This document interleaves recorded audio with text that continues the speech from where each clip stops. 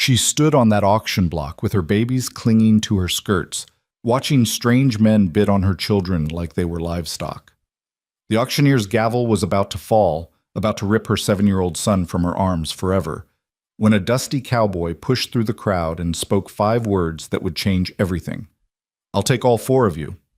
This is the story of Marina Doyle, a mother who lost everything, and the man who gave her a reason to believe again.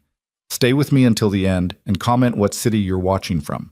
I want to see how far this story travels. The August sun beat down on the town square of Lawrence, Kansas territory with the kind of merciless heat that made even the stones seem to sweat.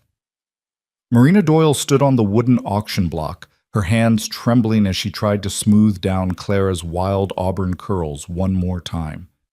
The little girl, only 5 years old, pressed her face into her mother's worn calico skirt, her small body shaking with silent sobs she was trying so hard to be brave about. "Mama," Clara whispered, her voice barely audible above the growing murmur of the crowd. "I'm scared." Marina's heart cracked a little more, though she hadn't thought there were any pieces left to break. She crouched down, ignoring the auctioneer's impatient cough behind her, and cupped her daughter's tear-stained face in both hands. "I know, sweet girl, I know." Marina's voice caught, but she forced herself to keep going. "But you remember what I told you? No matter what happens today, no matter where any of us go, we carry each other right here." She pressed her palm gently against Clara's chest, right over her heart. "You feel that beating? That's where Mama lives. That's where Elias and Jonah live. Nobody can take that away." It was a beautiful lie, and they both knew it. 7-year-old Elias stood beside them, his jaw set in a way that made him look far older than his years. His father's eyes stared out from his young face, those same green eyes that Marina had fallen in love with 9 years ago, before the cholera took James, before the debt swallowed everything they'd built, before their whole world came crashing down around them like a house made of cards. "I won't let them take Clara and Jonah, Mama," Elias said fiercely, his small fists clenched at his sides.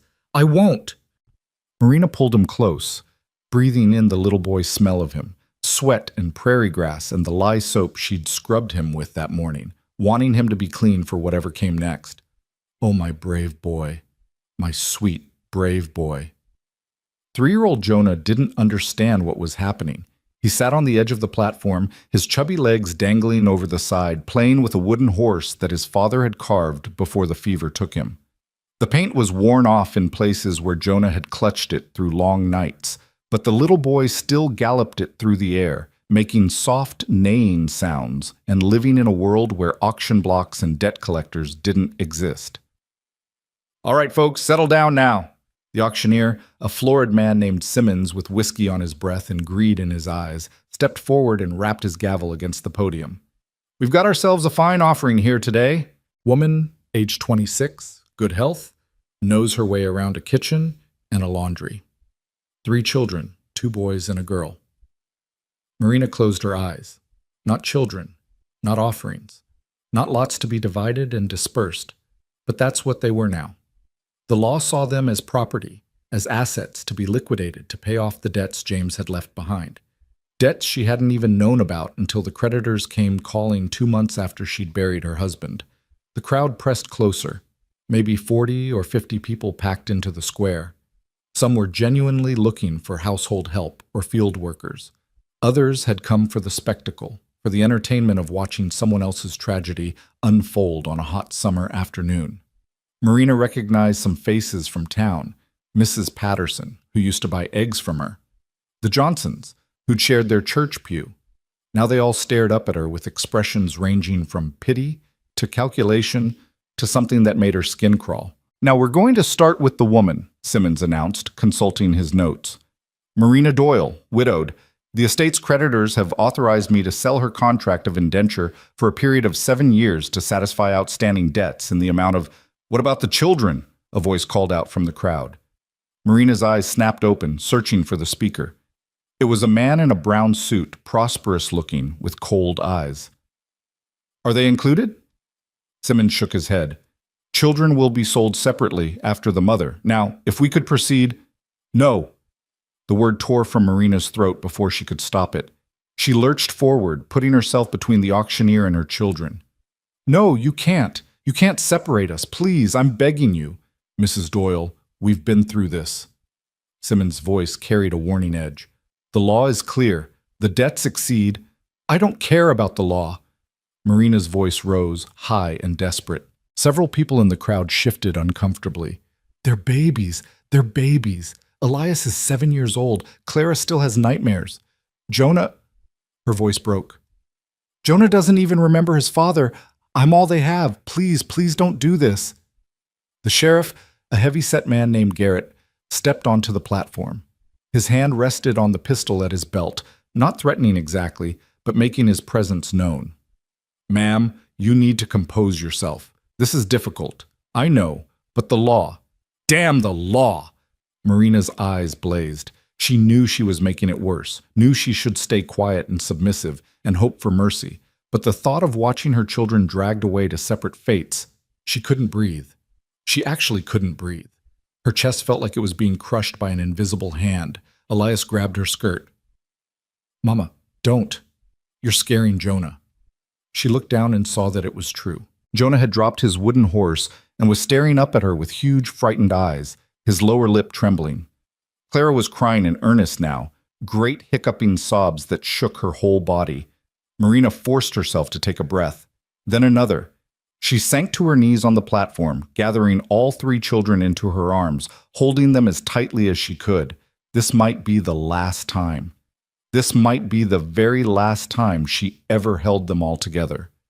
I love you, she whispered fiercely into their hair.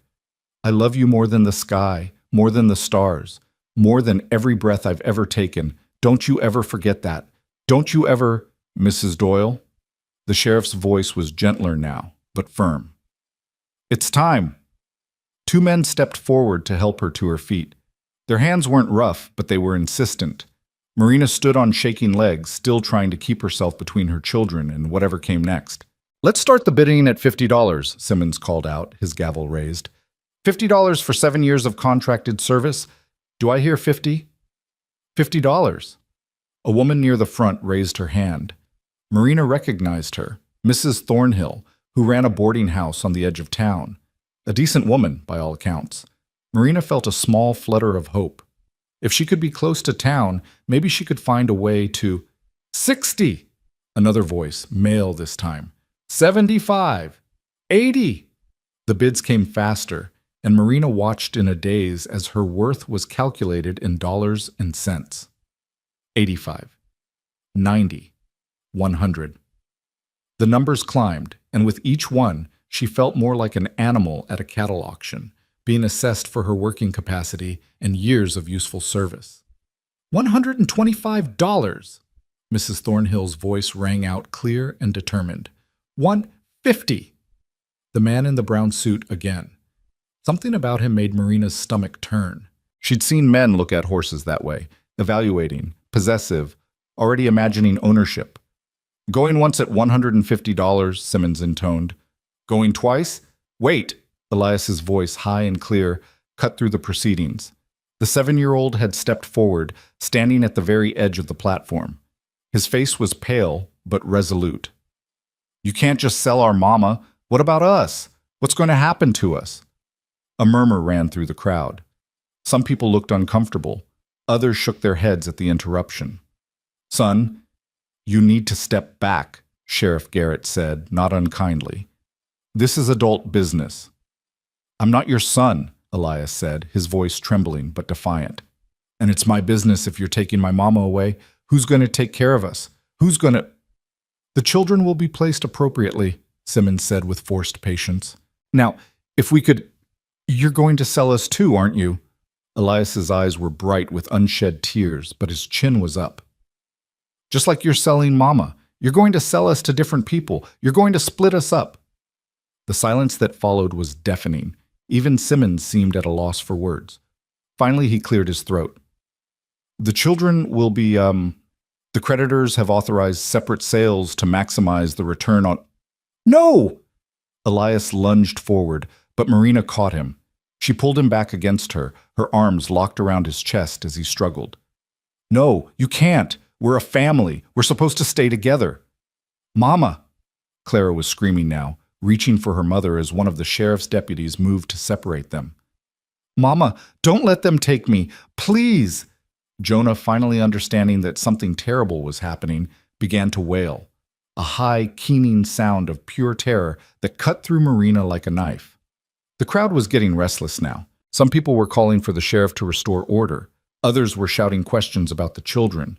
The whole thing was descending into chaos, and Marina stood in the center of it, feeling like she was drowning while everyone watched. "Enough!" Simmons banged his gavel repeatedly. "Sheriff, please remove the children from the platform so we can proceed." "No!" Marina screamed. She wrapped her arms around all three children, trying to shield them with her body. "No, please, just give me a minute. Just one more minute. Ma'am, you're only making this harder." The sheriff reached for Elias, and Marina's hand shot out, grabbing the boy's arm. "Don't touch him! Don't you dare! Mrs. Doyle, I'll work double, triple. Please, there has to be another way. Whoever buys my contract, I'll work twice as hard. The creditors want cash, not promises," Simmons said coldly. "Now, can we please?" "I'll take the boy," the man in the brown suit called out. He'd moved closer to the platform, and now Marina could see his face clearly. There was something hungry in his expression that made her blood run cold. "Strong-looking lad. I could use help on my farm. How much for him?" "No," Marina whispered. "No, please." "We'll auction the children separately after the mother's contract is settled," Simmons said. "Now, we had a bid of $150. Do I hear $175? Mrs. Thornhill again, her face tight with sympathy but also calculation. She was running a business, after all. $200! Marina's vision was blurring. She couldn't tell if it was from tears or from the suffocating panic that was making it hard to draw breath. She pressed her face into Elias's hair, trying to memorize the feel of him, the smell of him, knowing that in a few minutes, $250! The man in the brown suit was looking directly at her now, and Marina wanted to be sick. "Going once at $250, Simmons said. Going twice. Wait! A new voice, deep and rough, cut through the noise. "I got a question before you finish this." The crowd parted, and a man pushed his way through to the front. He was tall, over 6 feet, with broad shoulders and the kind of weathered, sun-dark skin that spoke of years spent outdoors. His clothes were dusty from travel, worn canvas pants, scuffed leather boots, a faded blue shirt rolled up to reveal corded forearms. A wide-brimmed hat was pulled low over his eyes, shadowing his face, but Marina could see a strong jaw covered in several days' worth of dark stubble. He moved with the easy, rolling gait of someone who spent more time in a saddle than on his feet. And as he came closer, Marina noticed his hands, scarred and calloused, the hands of a working man. A gun belt hung at his hip, the holster well-worn but the weapon clean and cared for. "And you are?" Simmons asked, irritation clear in his voice. The stranger stopped at the edge of the platform, tilting his head back to look up at them. For just a moment, his eyes met Marina's, dark gray, like storm clouds, with something unreadable in their depths. "Calder Rhodes," the man said simply. "I'm a horse breeder, got a ranch about 15 miles north of here, and I got a question about your auction." "This isn't really the time. You're selling them separate," Calder said, his voice calm but carrying a weight that made people listen. "The mother and the children, that right?" Simmons sighed. "Yes, that's correct. The estate's creditors require—" "How much?" The auctioneer blinked. "I'm sorry?" "How much?" Calder repeated slowly. "For all 4 of them." A ripple of surprise moved through the crowd. Marina's breath caught. She stared at this stranger, this man who'd appeared out of nowhere, trying to understand what he was asking. "All 4? Simmons looked taken aback. "Well, The mother's contract is currently bid at $250.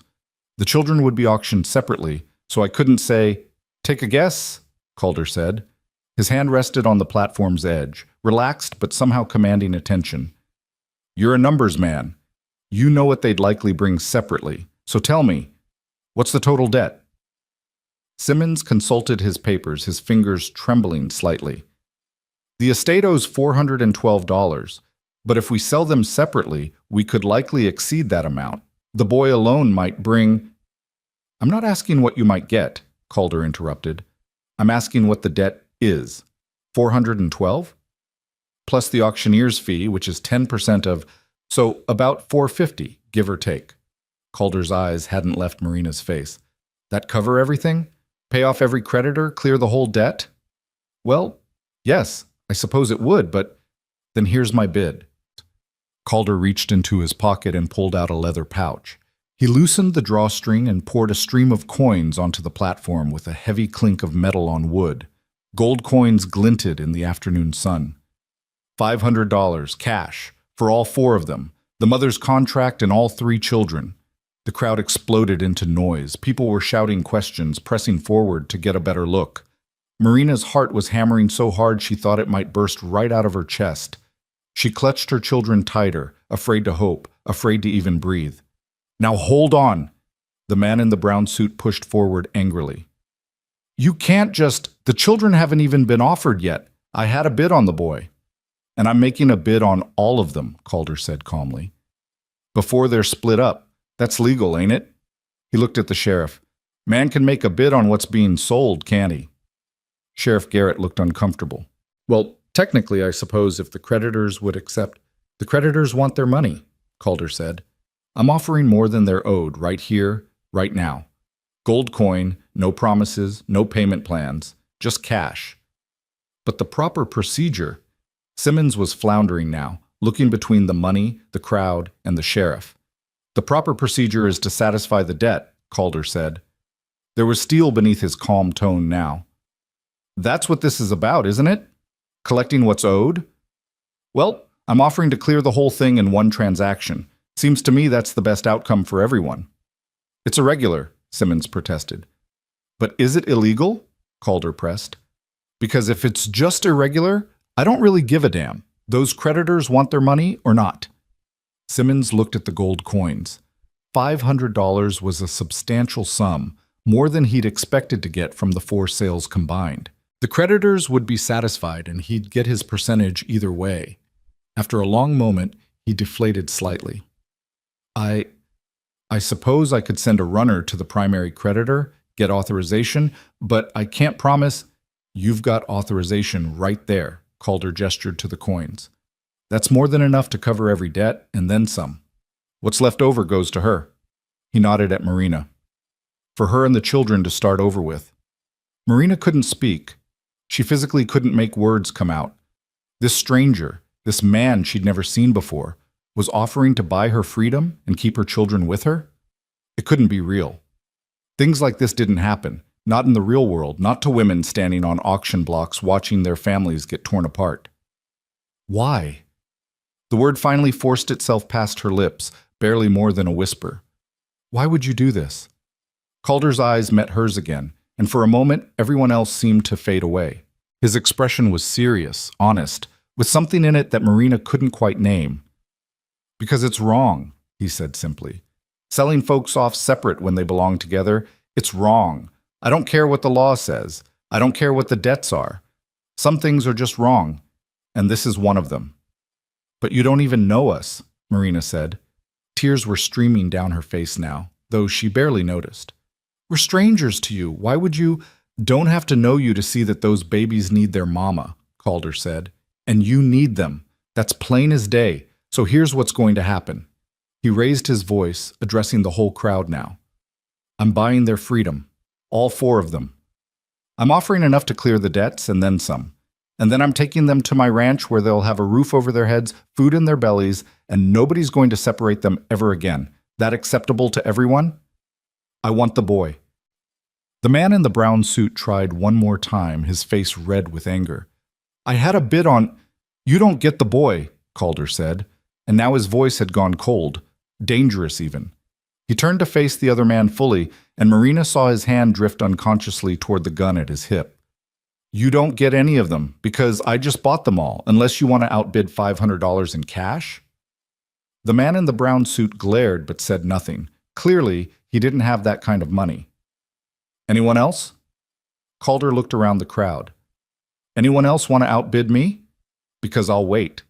But if not, let's get this done so these folks can get off this platform and stop being gawked at like animals. Simmons looked at the sheriff. The sheriff looked at the coins. After a moment, he nodded slowly. "I think we can make this work," Sheriff Garrett said. "The debt gets paid, the creditors are satisfied, and—" He glanced at Marina and the children, and something like relief crossed his face. "And the family stays together. I'll stand as witness that this was done legal and proper." "Fine," Simmons threw up his hands. "Fine. Let the record show that Calder Rhodes purchased the contracted servitude of Marina Doyle and custody of her 3 minor children for the sum of $500 to be paid in full immediately. Does anyone contest this sale?" The crowd was silent. Even the man in the brown suit had slunk back, muttering under his breath. "Then it's settled." Simmons banged his gavel. "Sold to Mr. Rhodes."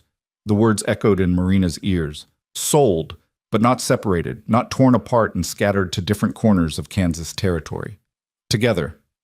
They were staying together. Her knees buckled, and she would have fallen if not for the sheriff's quick hand on her elbow, steadying her.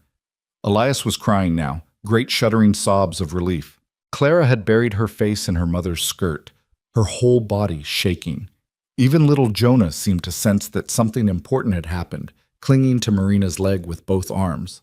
Calder climbed up onto the platform, and suddenly he was right there in front of her, even taller up close. He smelled like leather and horse and open prairie. His expression was unreadable as he studied her and the children. "You all right?" he asked quietly. Marina tried to answer, but nothing came out. She tried again. I don't understand why." "Don't have to understand it," Calder said. "Just have to accept it. Can you do that?" She nodded, still not quite believing this was real. Calder crouched down, bringing himself to eye level with Elias. The boy looked back at him warily, his face streaked with tears, but his jaw still set in that stubborn line. "What's your name, son?" "Elias," the boy said. "Elias Doyle. And I'm not your son." "Fair enough," Calder said, not taking offense. "You got any brothers or sisters besides these two?" "Just Clara and Jonah." Elias moved protectively closer to his younger siblings. "And our mama. We stay together." "That's right," Calder agreed. "You stay together. That's the whole point of this. I'm not splitting you up. Your mama's coming with us. Your sister and brother too. All 4 of you together. Understand?" Elias studied him suspiciously. "Why? What do you want from us?" It was a disturbingly adult question from a 7-year-old, and it made Calder's expression tighten for just a moment. "Fair question," he said after a pause. "Here's the truth. I got a ranch about 3 hours' ride from here. It's a decent spread. I breed horses, raise a few cattle. I do all right. But it's a lot of work for one man, and my housekeeper died this past spring. Place is falling apart without someone to manage the house and the garden and the cooking. Your mama's going to work for me, not as property, but for wages. Fair wages. And you kids will have a home, food, and a safe place to grow up. That's what I want. Help running my ranch, and in return you get security. Sound fair?" Elias looked at his mother, uncertainty in his eyes. Marina was still trying to process everything, trying to find the catch, the hidden trap in this stranger's offer.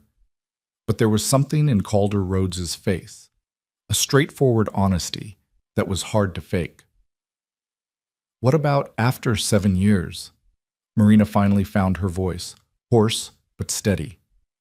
"The contract, after 7 years you're free to go wherever you please," Calder said, standing back up to face her.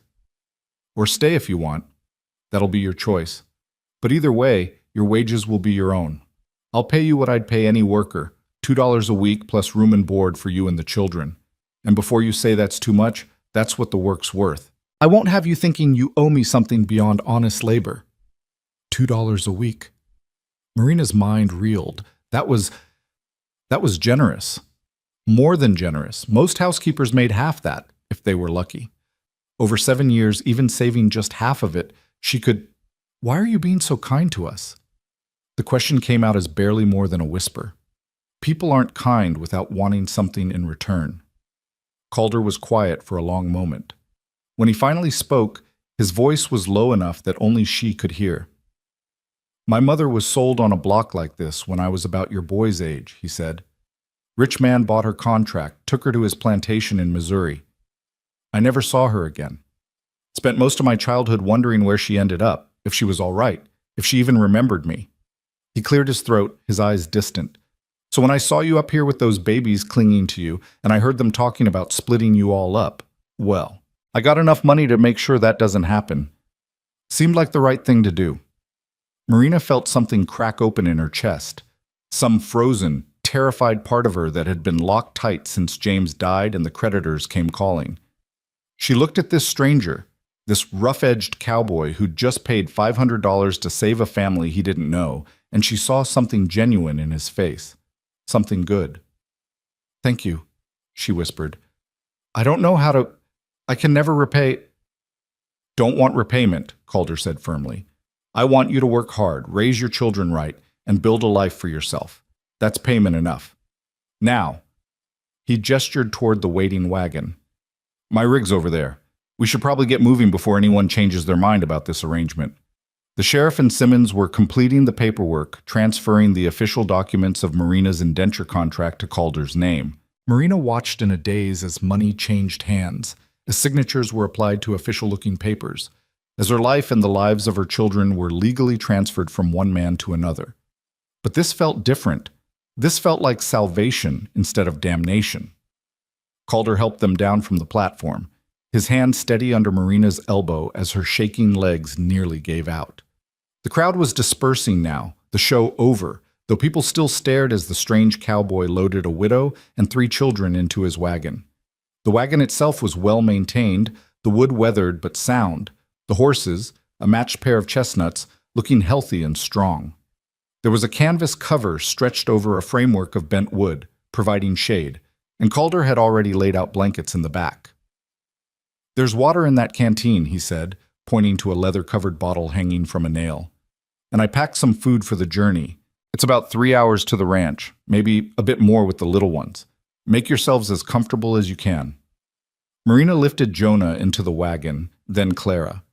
Elias climbed up on his own, still watching Calder with wary eyes. Marina was about to pull herself up when Calder appeared at her side. "Let me help you, ma'am." His hand was warm and solid as he steadied her, and Marina found herself looking directly into his face for the first time. He was younger than she'd first thought, maybe 30, 32 at most. His face was all strong lines and weathered skin, with crow's feet at the corners of his eyes from squinting into the sun. There was a scar cutting through his left eyebrow, and another along his jaw. But his eyes, those storm-gray eyes, were kind. "Thank you," Marina said again, because she didn't know what else to say. Calder just nodded and moved to the front of the wagon, climbing up onto the driver's seat with easy grace. He took up the reins, clicked his tongue to the horses, and just like that, they were moving. Marina settled back against the blankets, pulling all 3 children close to her. Jonah immediately curled into her lap, exhausted from all the crying. Clara pressed against her side, her small hand clutched tight in Marina's skirt. Elias sat on her other side, still tense, still watching everything with those 2 old eyes. As the wagon rolled out of Lawrence, leaving behind the auction block and the crowd and the life Marina had known, she watched the town disappear behind them.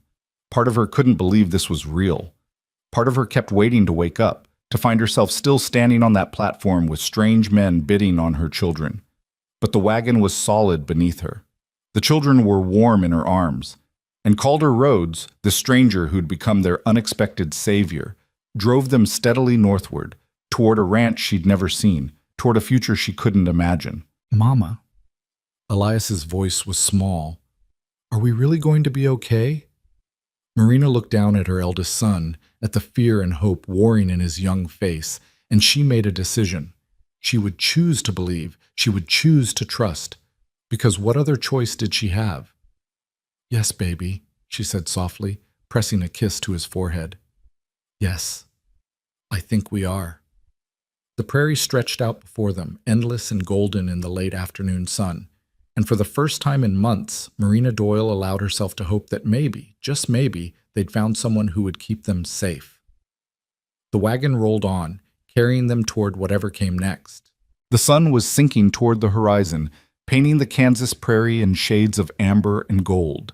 When Calder finally turned the wagon off the main trail onto a narrow dirt road, Marina had been watching the landscape change for the past hour, the flat grasslands gradually giving way to gentle rolling hills, clusters of cottonwood trees marking the presence of water, and in the distance, the dark line of what might be a river or creek. Jonah had fallen asleep in her lap, his thumb stuck firmly in his mouth despite her attempts over the years to break him of the habit. Clara dozed fitfully against her side, occasionally jerking awake with a small cry before Marina could soothe her back to sleep. Only Elias remained vigilant, sitting upright and watching everything with those sharp green eyes that missed nothing. "Is that it?" Elias asked suddenly, pointing ahead. Marina followed his gaze and felt her breath catch. Nestled in a shallow valley between two hills surrounded by a split-rail fence that seemed to go on forever, was a sprawling ranch. The main house was a sturdy two-story structure built from weathered timber, with a wide porch wrapping around the front and side. Smoke curled lazily from the chimney. Behind the house, she could see a large barn, several outbuildings, and what looked like a series of corrals where horses moved like dark shadows in the fading light. "That's home," Calder called back over his shoulder. "Rhodes Ranch. Been in my family for about 15 years now. My father homesteaded it, and when he passed, it came to me." The wagon rattled down the road, and as they drew closer, Marina could see more details. The house needed paint, she noticed, and several of the porch boards looked like they might be loose. The garden that stretched along the south side of the house was overgrown, more weeds than vegetables, though she could see the remnants of what had once been carefully tended rows, laundry hung on a line, and Marina's practiced eye noted that the shirts and pants had been hung haphazardly, without attention to proper spacing or arrangement. A place that needed a woman's touch, she thought. A place that had been missing one. As they pulled into the yard, a man emerged from the barn, older than Calder, maybe 50, with gray hair and a weathered face that spoke of decades spent outdoors. He raised a hand in greeting and walked over to meet the wagon. "Calder," the man said, his eyes moving from the driver to the wagon's cargo with undisguised curiosity. "Wasn't expecting you back until tomorrow." "Plans changed, Dutch." Calder set the brake and climbed down, stretching his back with an audible crack. "Found what I needed in Lawrence sooner than expected." Dutch's eyes settled on Marina and the children, and his expression shifted from curiosity to understanding. "I see. Well then," he stepped forward, offering Marina a calloused hand. "Name's Dutch Keller. I'm the ranch foreman here. Been working with Calder since his father's time." Marina carefully shifted Jonah's sleeping weight and took the offered hand. "Marina Doyle, and these are my children, Elias, Clara, and Jonah." "Ma'am." Dutch nodded respectfully. "Kids, welcome to Rhodes Ranch." Calder was already moving around to the back of the wagon, reaching up to help Marina down. His hands were strong and sure as they circled her waist, lifting her and Jonah down as if they weighed nothing at all. Marina felt her face flush at the contact, suddenly very aware that she hadn't been touched by a man, even in such an innocent way, since James died. "Clara, honey, wake up," Marina said softly, gently shaking her daughter's shoulder. "We're here." Clara stirred, her eyes opening slowly, confusion written across her small face. "Mama? Where?" Then memory returned and her expression crumpled. "I thought it was a dream. I thought we were still home and Papa was—" "Shh, sweet girl, I know." Marina gathered her close, meeting Calder's eyes over her daughter's head. He looked away quickly, busying himself with helping Elias down from the wagon. "The cabin's all ready," Dutch said to Calder, keeping his voice low but not low enough that Marina couldn't hear. "Fixed the window like you asked, and I had one of the boys bring over a bed frame from the bunkhouse. Ain't fancy, but it's sound." "That'll do fine." Calder turned to Marina. "Mrs. Doyle, I know you're all tired from the journey, but let me show you where you'll be staying. It's just over here."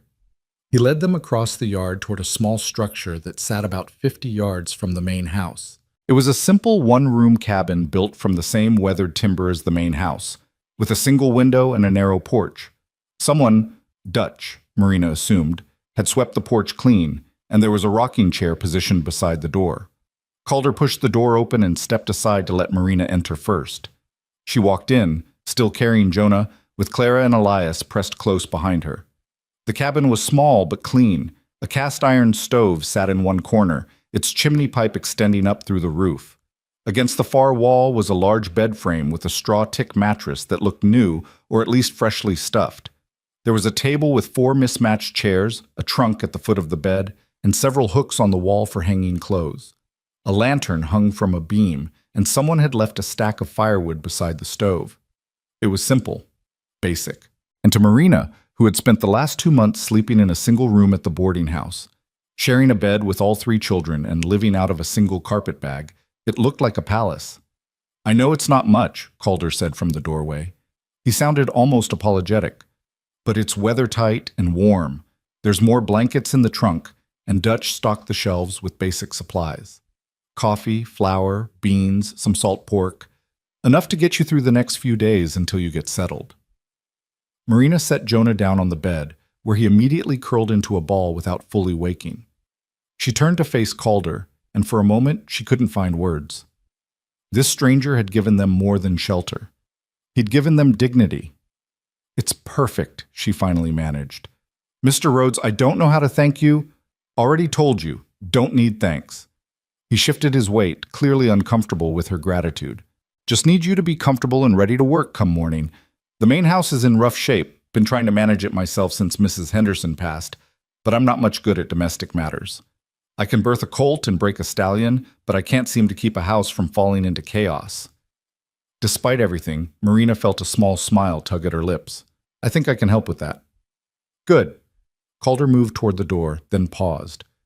"One more thing. I need you to understand something, Mrs. Doyle. You're here as an employee, not as property. You've got your own space, your own door with a lock on it. You and the children are free to move about the ranch as you please. I'll expect a full day's work. And in return, you'll get fair wages, room and board, and respect. Anyone on this ranch treats you with anything less than respect. You come tell me directly. Understood?" Marina nodded, her throat tight with emotions she didn't quite know how to name. "Breakfast is at dawn," Calder continued. "Dutch and the ranch hands eat in the bunkhouse, but I take my meals in the main house. I'll expect you to cook for me and manage the household. Cleaning, laundry, mending, that sort of thing. The children can help as they're able, but I won't have them worked like field hands. They're children, and they should have time to be children. Clear?" "Yes, sir." "Don't call me sir," Calder said, a note of discomfort in his voice. "Makes me feel like my father. Just Calder is fine. Or Mr. Rhodes, if you're more comfortable with that." "Mr. Rhodes," Marina said softly. He nodded once and stepped out onto the porch. "There's a pump just behind the cabin for water, and the privy is about 20 yards that way." He pointed into the gathering darkness. "I'll let you get settled. If you need anything before morning, the main house is right there. Don't hesitate." Then he was gone, his footsteps fading as he crossed the yard back toward the main house. Marina stood in the doorway watching him go, trying to make sense of the strange turn her life had taken. "Mama?" Elias's voice was small. "Is this really where we're going to live?" Marina looked down at her son, saw the exhaustion and uncertainty in his young face, and made a decision. She would not burden these children with her own fears and doubts. They'd been through enough. "Yes, baby, this is home now."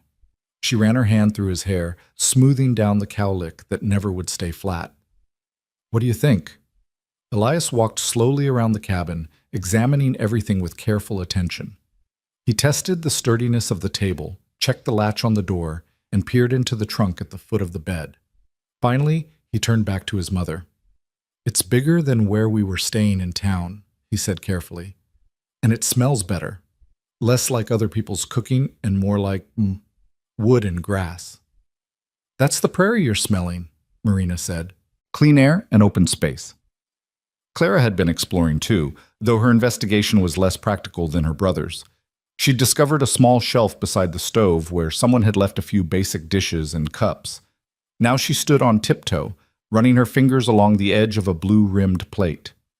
"Mama, can this be my special plate?" she asked. "It has flowers painted on it, see?" Marina came over to look. The plate was simple earthenware with a crude but cheerful pattern of daisies around the rim. "I think that would be lovely, sweet girl. We'll use it for your breakfast tomorrow." "Really?" Clara's face lit up with the first genuine smile Marina had seen from her in months. "My very own plate. Your very own plate." It was such a small thing, Marina thought. A chipped plate with fading flowers. But to Clara, who had owned nothing but the dress on her back and a single rag doll for the past 2 months, it was treasure. The next few hours passed in a blur of activity. Marina got a fire going in the stove and heated water for washing. She found soap and clean rags in the trunk and gave each of the children a thorough scrubbing, washing away the dust of the journey and the terror of the day. She braided Clara's hair and checked Elias for ticks. She changed Jonah into the one clean nightshirt he owned and settled him properly in the bed. By the time full darkness had fallen, all 3 children were tucked into the bed together, clean and fed on the salt pork and beans Marina had prepared. They looked so small in that big bed, huddled together the way they'd learned to do in the cramped quarters of the boarding house. Marina stood by the stove, watching them sleep, and allowed herself to feel the full weight of the day. Her hands were shaking, she realized. They'd been shaking since she climbed down from that auction block, but she'd been too focused on the children to notice. Now, in the quiet darkness of the cabin, the trembling spread through her whole body. She could have lost them. Dear God, she'd been minutes, seconds, away from watching Elias dragged away to that man's farm, from seeing Clara and Jonah sold to strangers, from being separated from her babies forever. The thought made her knees weak, and she had to grip the edge of the table to keep from sinking to the floor. A knock at the door made her jump. She pressed a hand to her racing heart and moved to answer it, expecting to see Calder. Instead, a young man stood on the porch, maybe 18 or 19, with a shock of red hair and a friendly, freckled face. "Evening, ma'am," he said, pulling off his hat respectfully. "Name's Tommy. I'm one of the ranch hands. Mr. Rhodes sent me over with these." He held out a basket covered with a checkered cloth. Marina took the basket and peeked under the cloth. Inside were fresh eggs, a loaf of bread that was still warm, a crock of butter, and a small jar of preserves. "Mr. Rhodes said to tell you this is for your breakfast," Tommy continued, "and that if you need anything at all, any of us boys would be happy to help. We're in the bunkhouse, that long building just past the barn." "Thank you," Marina said, her voice unsteady.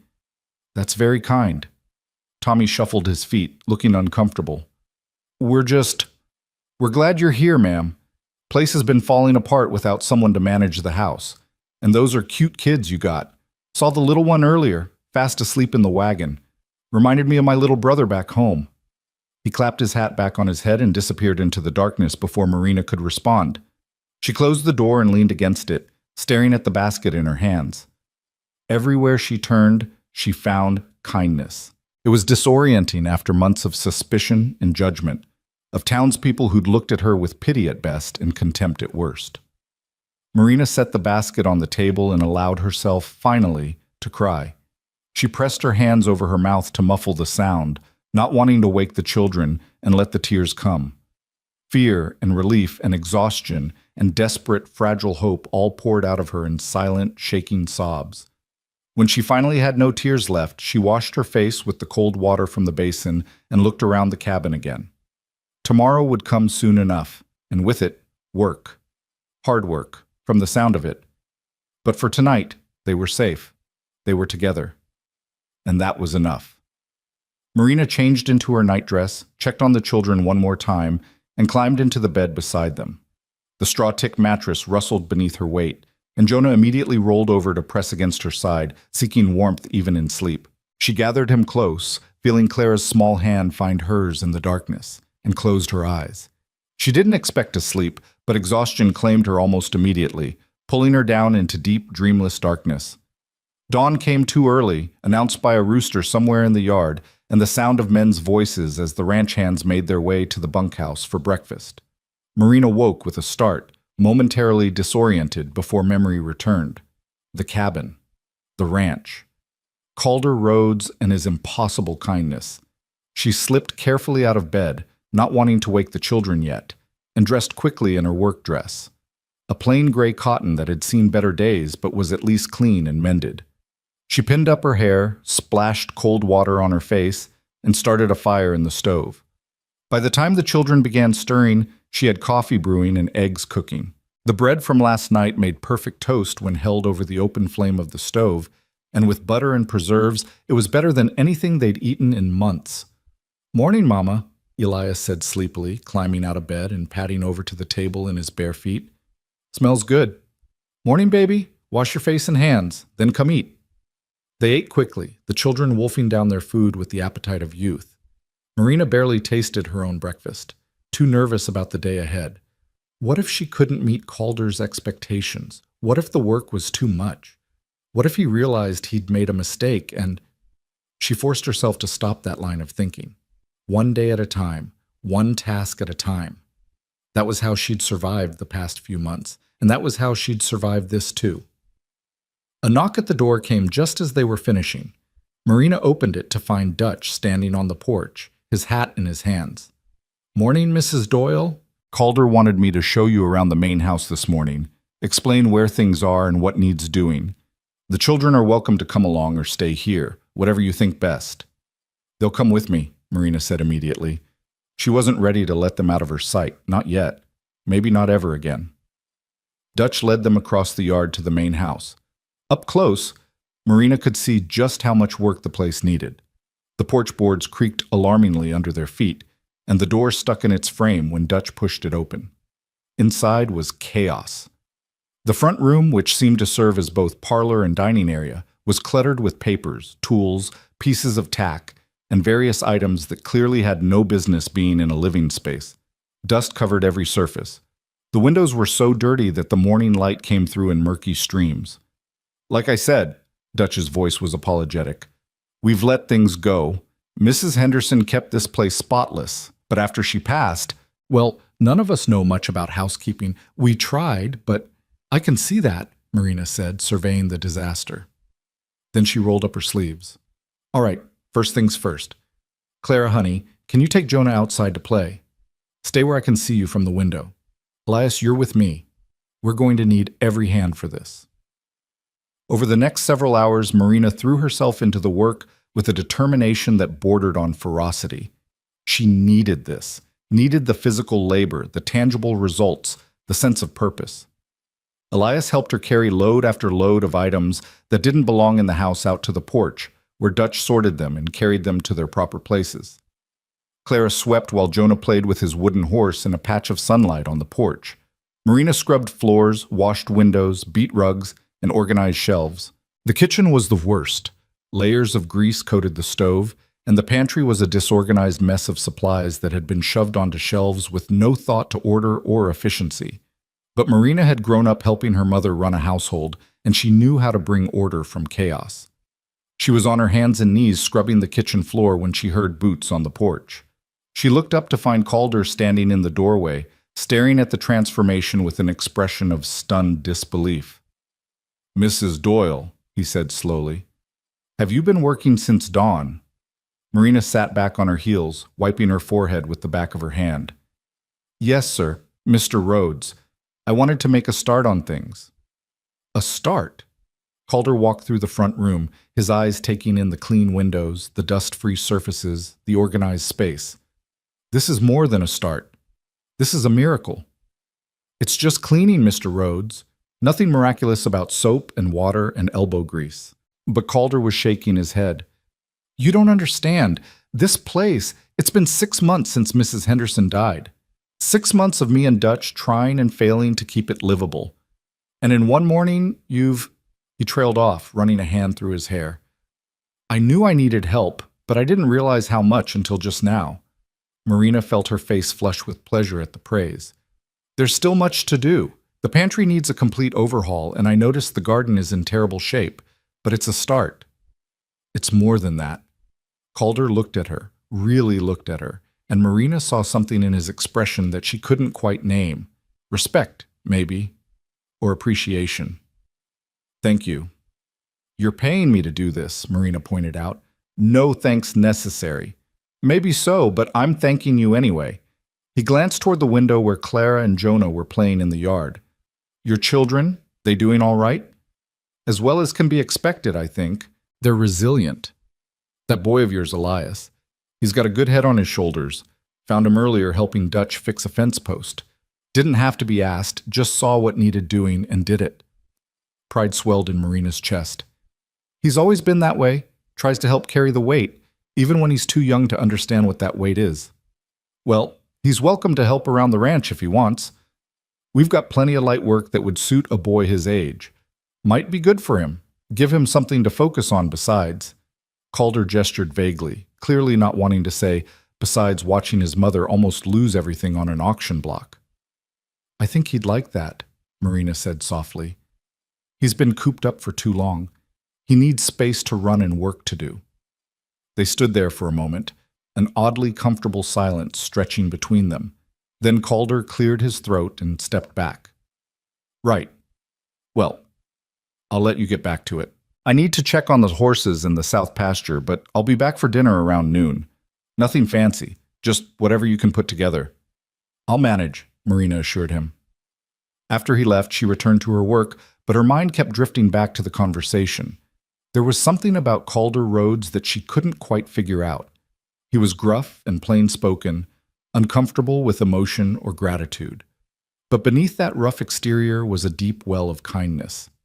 The way he looked at her children, not as burdens or obligations, but as human beings worthy of care and consideration, that meant more to Marina than any amount of money could.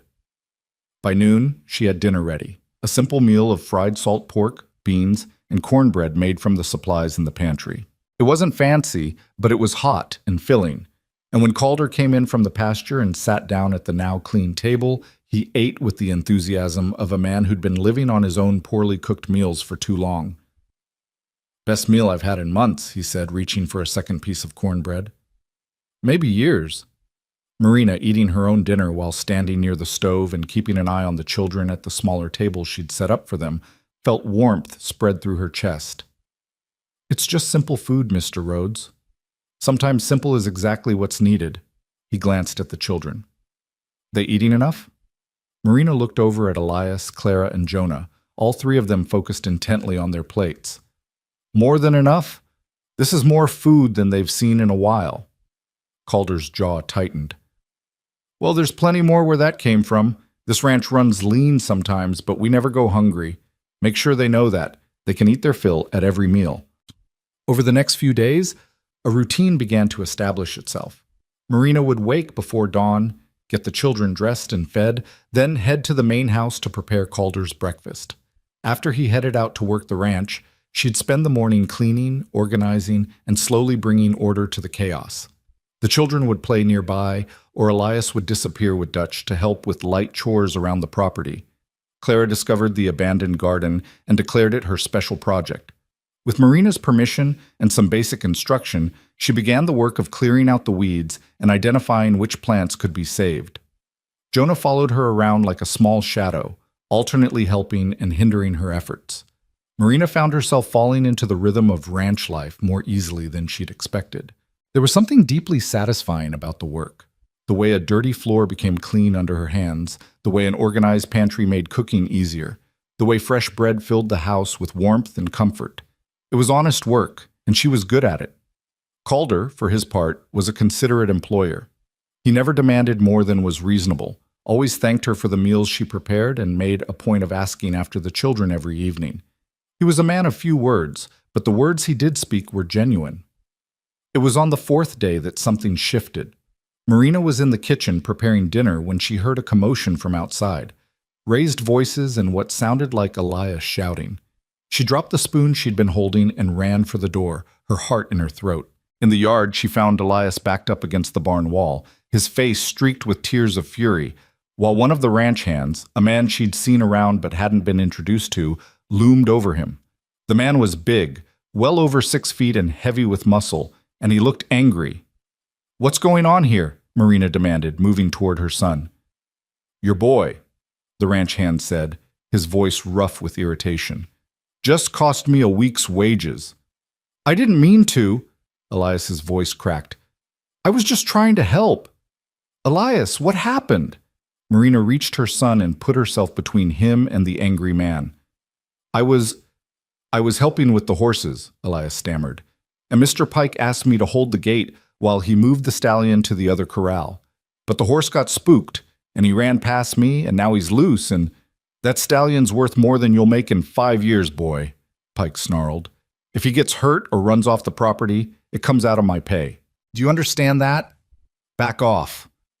The command came from behind them, and Marina turned to see Calder striding across the yard, his expression thunderous. Pike, step away from the boy. Now. Pike hesitated, then moved back, but his face was still twisted with anger.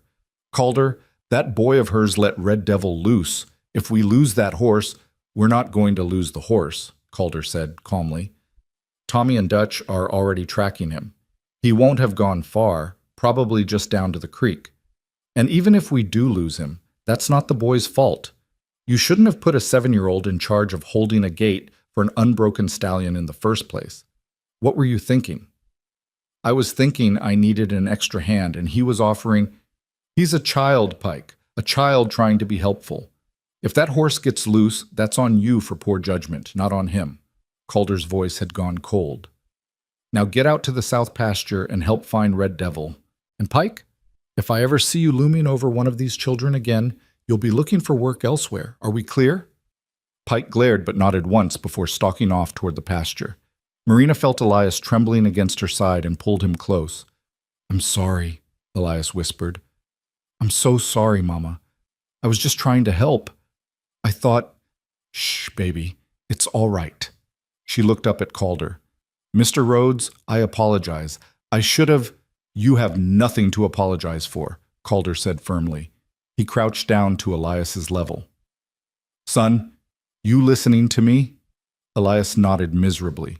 You made a mistake, that's all. Everyone makes mistakes, especially when they're learning. The important thing is that you were trying to help, and that tells me you've got character. But from now on, before you take on any task with the animals, you check with me or Dutch first. Some of these horses are dangerous, even for experienced hands. Understood? Yes, sir, Elias said quietly. Good. Calder stood back up, and Marina saw something in his face soften as he looked at her son. Why don't you come with me? We'll go check on the chickens. That's a job that's hard to mess up, and we need someone to collect the eggs anyway. Your mama could probably use them for baking. Elias looked up at Marina, asking silent permission. She nodded, and the boy moved cautiously to Calder's side. Together, they walked toward the chicken coop, Calder's hand resting briefly on Elias's shoulder in a gesture of reassurance. Marina stood in the yard, watching them go, and felt something shift in her chest. This man, this rough, plain-spoken cowboy who'd bought them off an auction block, was treating her son with more kindness and patience than his own father had sometimes managed. James had loved his children, but he'd been stern, quick to judge, and slow to forgive mistakes. Calder was different. Harder on the outside, perhaps, but with a gentleness at his core that he tried to hide. That night, after the children were asleep and the cabin was quiet, Marina sat in the rocking chair on the porch and let herself think about the future for the first time in months. 7 years of her contract stretched ahead. 7 years of working on this ranch, raising her children in this small cabin, seeing Calder Rhodes every day. It should have felt like a prison sentence. Instead, sitting there in the warm darkness with the sound of crickets singing in the grass and the stars bright overhead, it felt like the first real home she'd had since James died. And that realization, more than anything else that had happened in the past few days, terrified her. Because Marina Doyle had learned the hard way that good things didn't last, that safety was an illusion, that trusting someone, anyone, was a luxury she couldn't afford. But as she sat there in the darkness, listening to the peaceful sounds of the ranch settling in for the night, she found herself wanting to believe, wanting to trust, wanting to hope that maybe, just maybe, they'd finally found a place where they could heal. Inside the cabin, Jonah cried out in his sleep, and Marina went to him, soothing him back to dreams. Tomorrow would bring more work, more challenges, more opportunities to prove herself. But for tonight, they were safe. And for now, that was enough. The weeks passed with the swiftness that surprised Marina. June melted into July, and the Kansas summer settled over the ranch like a heavy blanket, bringing with it long days of work and longer evenings filled with the sound of cicadas and the children's laughter. The cabin that had seemed so strange on that first night now felt familiar, lived in, and the rhythms of ranch life had become as natural as breathing. Clara's garden was flourishing under her devoted attention. The little girl would spend hours crouched among the rows, her dress stained with dirt, carefully tending to the tomato plants and beans and squash that were finally beginning to produce. She'd created a small scarecrow from straw and old clothes that Calder had given her, and she'd named it Mr. Friendly, because, as she explained seriously to her mother, he needs to be nice to the birds even while he's scaring them away, Mama. Otherwise it's just mean. Elias had become Dutch's shadow, following the older man around the ranch and soaking up everything he could learn about horses and cattle and the 100 small tasks that kept a ranch running. The incident with Red Devil, who had been found peacefully drinking from the creek and returned to his corral without incident, had made Elias more cautious, but it hadn't dampened his eagerness to help. If anything, he seemed determined to prove himself, to show that he could be trusted with responsibility. Even Jonah was thriving. The little boy who had spent months cooped up in a single room at the boarding house now ran wild through the ranch yard, his face tanned and his legs growing strong from constant motion.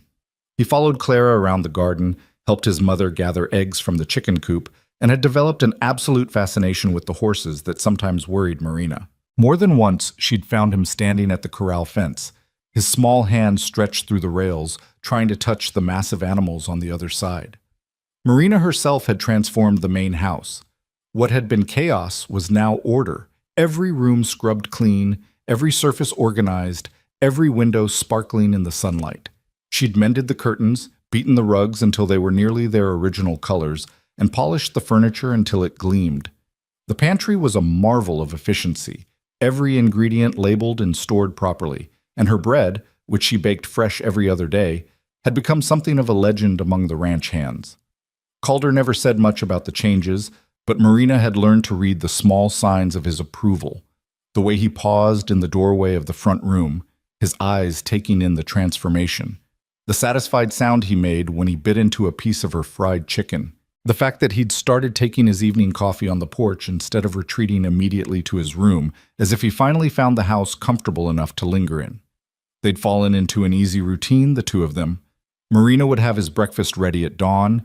They'd exchange a few words about the day's plans, and then he'd disappear into the work of running the ranch.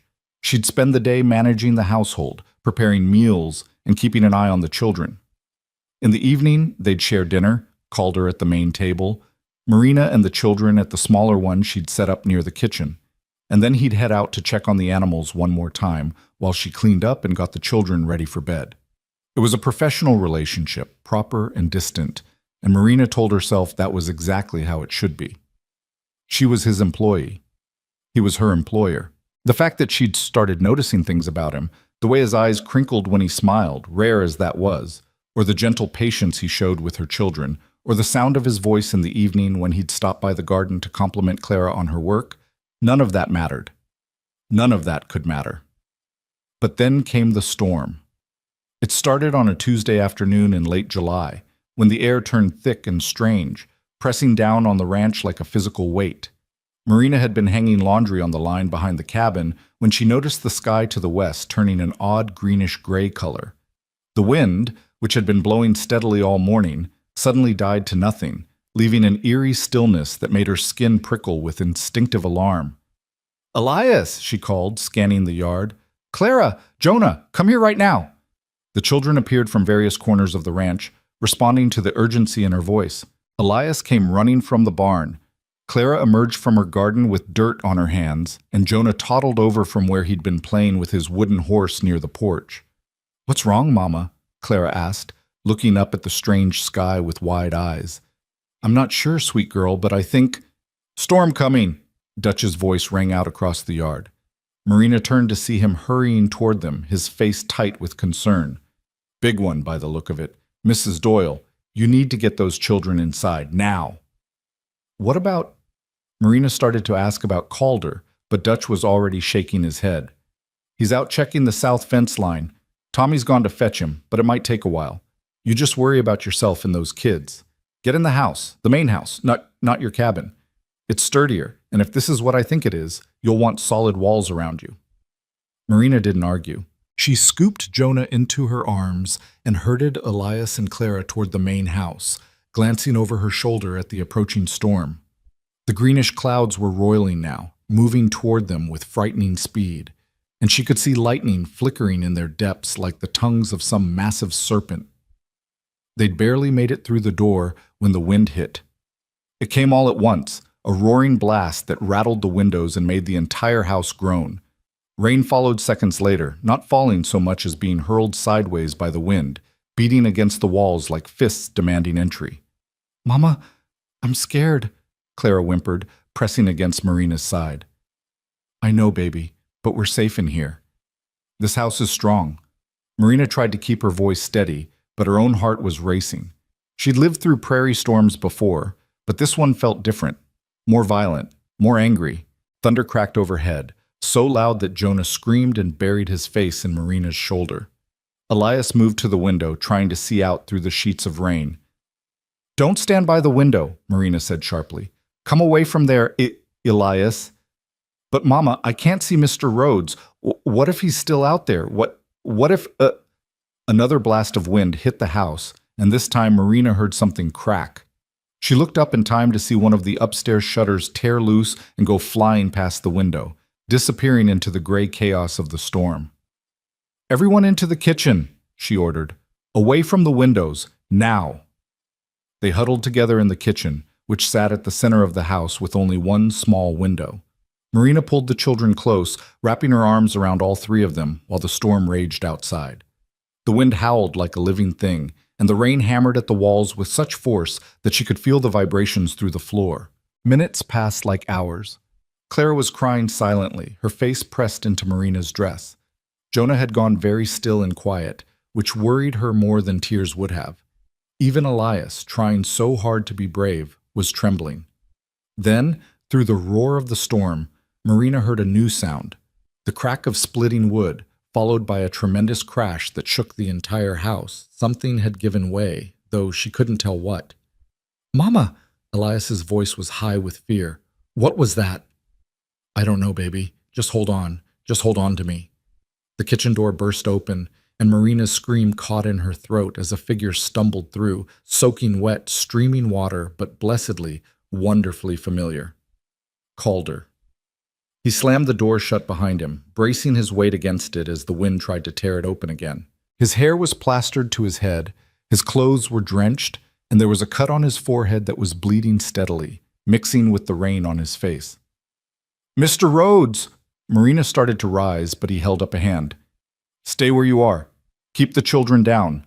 His voice was steady despite the blood and the chaos. "The barn roof just partially collapsed. Nobody was hurt, thank God, but we've got horses loose in this mess, and—" He broke off as another tremendous gust of wind hit the house. This time, Marina heard glass shatter somewhere upstairs. "Is it a tornado?" Elias asked, his voice barely audible over the storm. "Don't know for sure," Calder said, moving away from the door now that it seemed secure. "But it's bad enough that we're staying put until it passes. Dutch and the boys are securing what they can, but mostly we're just riding it out at this point." He crossed to where Marina sat with the children and crouched down, bringing himself to their eye level. His storm-gray eyes were calm despite everything, and Marina felt some of her own panic ease just from his presence. "You kids doing all right?" he asked gently. "I'm scared," Clara whispered. "That's smart," Calder said. "Fear's just your body's way of telling you to pay attention. Nothing wrong with being scared as long as you don't let it make you stupid. And you're all being very brave, staying calm, and listening to your mama. That's good." "You're bleeding," Elias pointed out, staring at the cut on Calder's forehead. "Am I?" Calder touched his head and looked surprised at the blood on his fingers. "Must have caught a branch on the way back. Mrs. Doyle, you got anything I could—" But Marina was already moving. She settled Jonah into Elias's arms and crossed to the kitchen basin, grabbing a clean cloth and wetting it. When she returned to Calder, she hesitated for just a moment before reaching up to dab at the cut. "Hold still," she murmured, focusing on the wound to avoid meeting his eyes. She was acutely aware of how close they were, of the warmth of his skin beneath her fingers, of the way he'd gone very still at her touch. The cut wasn't deep, thankfully, though it was bleeding freely the way head wounds did. Marina cleaned it carefully, her movements gentle but efficient, and tried to ignore the way her heart was beating too fast. "Thank you," Calder said quietly, his voice pitched just for her. For taking care of the house. For keeping the children calm. You're good at this. At managing a crisis. Had plenty of practice, Marina said, a trace of bitterness creeping into her voice before she could stop it. She pressed the cloth against the cut, applying pressure to stop the bleeding. When your husband dies and leaves you with 3 children and a mountain of debt, you learn to manage crises. I'm sorry, Calder said, about your husband, about what you went through. Marina met his eyes then, and something in his expression made her throat tighten. Sympathy, yes, but also understanding. This man knew what loss looked like. He'd lived through his own. It's past, she said softly. We survived. That's what matters. Surviving isn't the same as living. The words hung between them, weighted with meaning Marina wasn't quite ready to examine. She pulled the cloth away from his forehead and inspected the cut. The bleeding had slowed. You'll live, she said, trying to lighten the moment, though you're going to have a nasty bruise. Won't be my first. Calder's lips quirked in what might have been the ghost of a smile. Then his expression sobered as another gust of wind rattled the house. Storm's not letting up. We might be here a while. They were there for 3 hours. 3 hours of huddling in the kitchen while the storm tore across the prairie with savage fury. 3 hours of wind and rain and thunder that seemed to shake the very foundations of the earth. 3 hours during which Marina learned things about Calder roads that she hadn't known before. He was good with the children, for one thing. When Jonah grew restless and frightened, Calder distracted him with a story about a legendary horse that could outrun the wind. When Clara started crying again, he pulled a slightly battered peppermint stick from his pocket. Where he'd gotten it, Marina had no idea, and gave it to her with such solemnity that she stopped mid-sob. When Elias peppered him with worried questions about the horses and the ranch, he answered each one honestly but reassuringly, treating the 7-year-old like his concerns were valid and important. And he was kind. Marina had known that already, of course. You didn't buy a widow and her 3 children off an auction block if you weren't fundamentally kind, but she saw it again in the small gestures. The way he positioned himself between the children and the windows, as if his body could shield them from harm. The way he kept his voice calm and steady, even when she could see the worry in his eyes. The way he met her gaze across the children's heads and gave her small nods of encouragement, as if to say, "You're doing fine. We're going to be all right." By the time the storm finally began to ease, moving off to the east with the last few rumbles of thunder, Marina felt wrung out and exhausted. But they were safe. They were all safe. "I need to go check on the damage," Calder said, rising stiffly from where he'd been sitting on the floor. "Make sure none of the animals are hurt. See what we lost. You and the children should stay here until I come back and tell you it's safe to go outside. There might be debris everywhere, and I don't want anyone stepping on a nail or cutting themselves on broken wood." "Be careful," Marina said, then felt foolish for saying it. Of course he'd be careful. But Calder just smiled, a real smile this time, warm and genuine. "Yes, ma'am." After he left, Marina got the children settled in the front room and went to assess the damage to the house itself. Several windows were broken, rain had gotten in and soaked the floors upstairs, and there would be a lot of cleanup to do. But the structure was sound. They'd weathered the storm. An hour later, Calder returned with Dutch and 2 of the ranch hands. His face was grim. "How bad?" Marina asked, meeting him at the door. "Could be worse. The barn roof needs repair, and we lost part of the fence around the north pasture. Found most of the horses. They'd taken shelter in the trees down by the creek, but..." He paused, his jaw tight. "Mrs. Henderson's old house, the one that's been empty since she passed. It's gone. Storm just tore it apart." "Oh no," Marina breathed. "Yeah." Calder ran a hand through his still damp hair. "We're going to be doing repairs for weeks. But nobody was hurt, and that's what matters. The rest is just work." Over the next few days, the ranch buzzed with activity as everyone pitched in to repair the storm damage. Marina found herself working alongside the men, hauling debris, holding boards steady while they hammered, and generally making herself useful wherever she could. The children helped too, Elias carrying tools, Clara bringing water to the workers, even Jonah collecting the bent nails that could be straightened and reused. Marina watched Calder through those days with growing respect. He worked harder than anyone, often laboring from dawn until long past dark, his hands becoming torn and blistered despite the calluses that already marked them. But he never complained, never snapped at anyone in frustration, and always made sure to thank each person for their help. He was a good leader, she realized. The kind of man others wanted to follow. It was on the third day after the storm, as Marina was sweeping broken glass from one of the upstairs bedrooms, that she heard shouting from outside.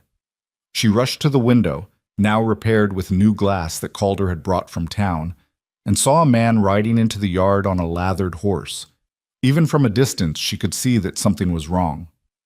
By the time she got downstairs, Calder and Dutch were talking to the rider in urgent, low voices. Marina caught only fragments, saw smoke about 10 miles east, and heading this direction.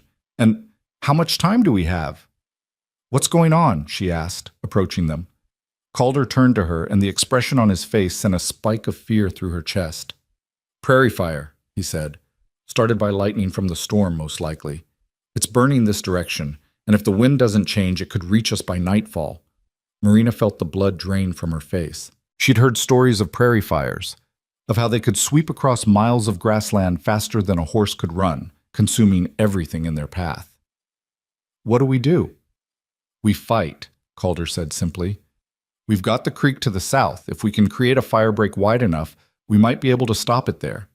But it's going to take everyone working together, and there's no guarantees. He looked at her steadily. Mrs. Doyle, I need you to get the children and anything you can't afford to lose into the wagon. If the fire gets too close, Dutch is going to drive you and the kids to town. No arguments. I'm not leaving, Marina said immediately. You'll need every hand to fight this fire. The children can go with Dutch, but I'm staying. Mrs. Doyle, Marina, she interrupted. If we're about to fight for our lives together, you might as well call me Marina, and I'm staying. I've got 2 hands and a working back, and you need both. The children will be safe with Dutch. For a moment she thought Calder would argue, but then he nodded slowly. All right. But you do exactly what I tell you, when I tell you. Fire doesn't give second chances. Understood. The next few hours were a blur of frantic activity.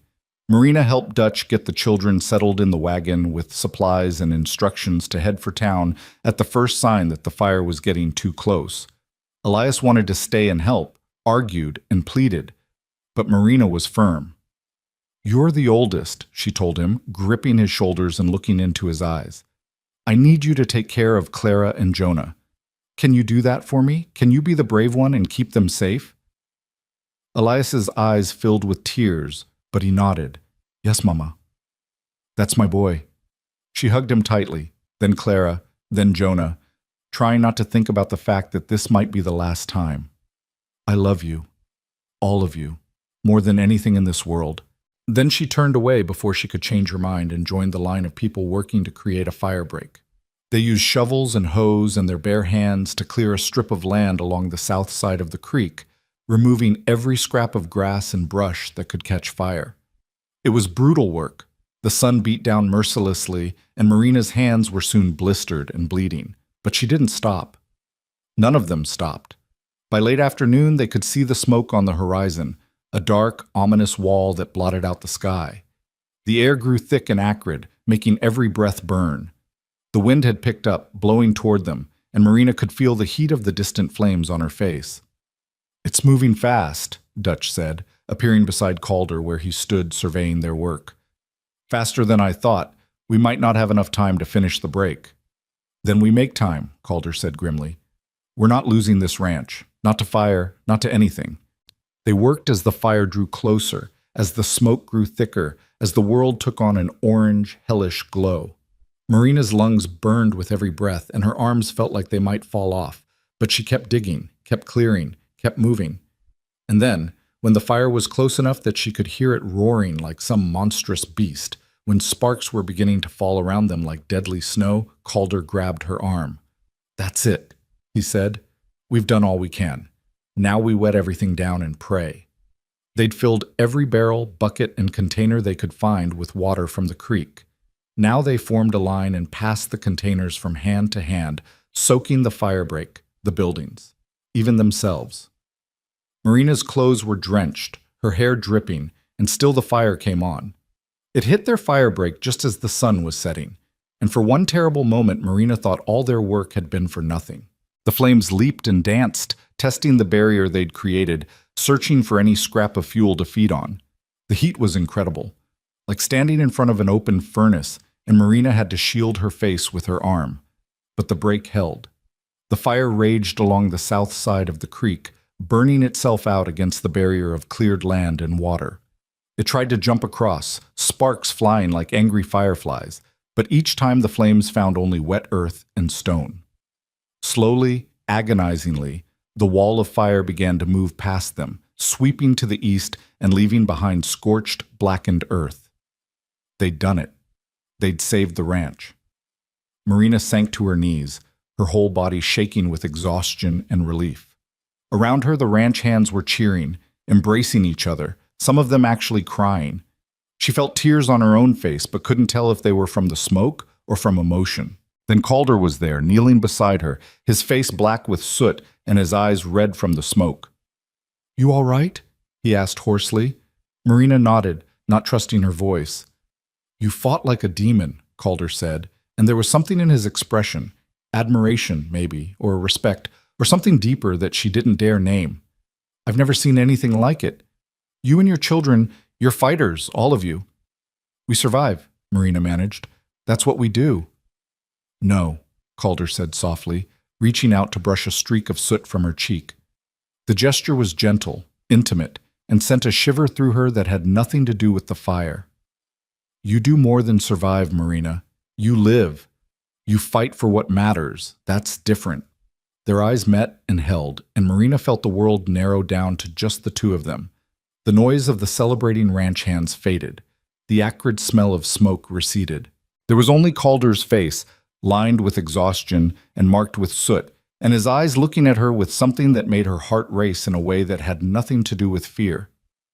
"Calder, she started, but then Dutch was calling for him, something about checking the buildings one more time to make sure no sparks had caught, and the moment broke. Calder rose, offering Marina his hand to help her up. She took it, feeling the rough calluses of his palm against hers, and allowed him to pull her to her feet. "Come on," he said, his voice returning to its usual gruff practicality. "Let's make sure we really save this place. Then we can rest." But as Marina followed him across the scorched earth, past the exhausted but jubilant ranch hands, she couldn't stop thinking about the way he'd looked at her, couldn't stop replaying his words in her mind, couldn't stop feeling the ghost of his touch on her cheek. Something had shifted between them in the smoke and heat of that desperate battle, something fundamental, and Marina didn't know whether to be terrified or exhilarated by what that might mean. The children returned the next morning, brought back by a sheepish Dutch, who reported that they'd made it about 5 miles toward town before the wind had shifted and turned the fire away from the ranch entirely. By that time, it had been too dangerous to come back in the dark, so they'd camped for the night and returned at first light. Clara ran to Marina and wrapped her arms around her mother's waist, crying with relief. Elias tried to be brave but couldn't quite hide the way his hands shook as he hugged her. Even Jonah, who didn't fully understand what had happened, clung to her with unusual intensity. "I thought," Clara hiccuped, "I thought we might not see you again, Mama." "I'm here, baby. I'm right here." Marina held all three of them close, breathing in the sweet, familiar smell of them, and silently thanked God and Calder Rhodes and anyone else who might have had a hand in keeping them all alive. Calder stood nearby, watching the reunion with an unreadable expression. When Marina's eyes met his over the children's heads, he gave her a small nod. Acknowledgement, understanding, something more, and then turned away to deal with the continuing cleanup. That evening, after the children were fed and settled in the cabin, after the worst of the mess had been cleared and the immediate danger had passed, Marina found herself drawn back to the main house. She told herself it was just to check on things, to make sure nothing had been overlooked, but she knew that was a lie. She found Calder on the front porch, sitting in one of the chairs they'd salvaged from the storm damage. He had a cup of coffee in his hands and was staring out at the darkened prairie, at the scorched earth that marked how close they'd come to losing everything. "Mind if I sit?" Marina asked softly. He looked up, surprise flickering across his face. "It's your porch, too." You don't have to ask. Marina settled into the chair beside his, and for a long moment they sat in comfortable silence. The night was clear, the smoke had finally dispersed, and the stars were brilliant overhead. "Thank you," Marina said finally, "for everything. For buying us off that auction block, for giving us a home, for fighting to save it yesterday, for—" her voice caught, "for caring about us like we matter." "You do matter," Calder said quietly. "You and those children, you matter more than you know." There was something in his voice that made Marina's breath catch. She turned to look at him and found him already watching her, his storm-gray eyes reflecting the starlight. "Marina," he said, and the sound of her name on his lips sent warmth spreading through her chest. "There's something I need to tell you. Something I've been trying not to think about because it's too soon and too complicated and probably too foolish. But after yesterday, after almost losing the ranch, after watching you fight beside me like you'd been born to this life, I can't keep pretending I don't feel it." Marina's heart was hammering now. "Feel what?" "That you're not just my housekeeper," Calder said. "That those children aren't just workers' kids living on my property. That this," he gestured between them, "isn't just an employer and employee arrangement anymore. At least not for me."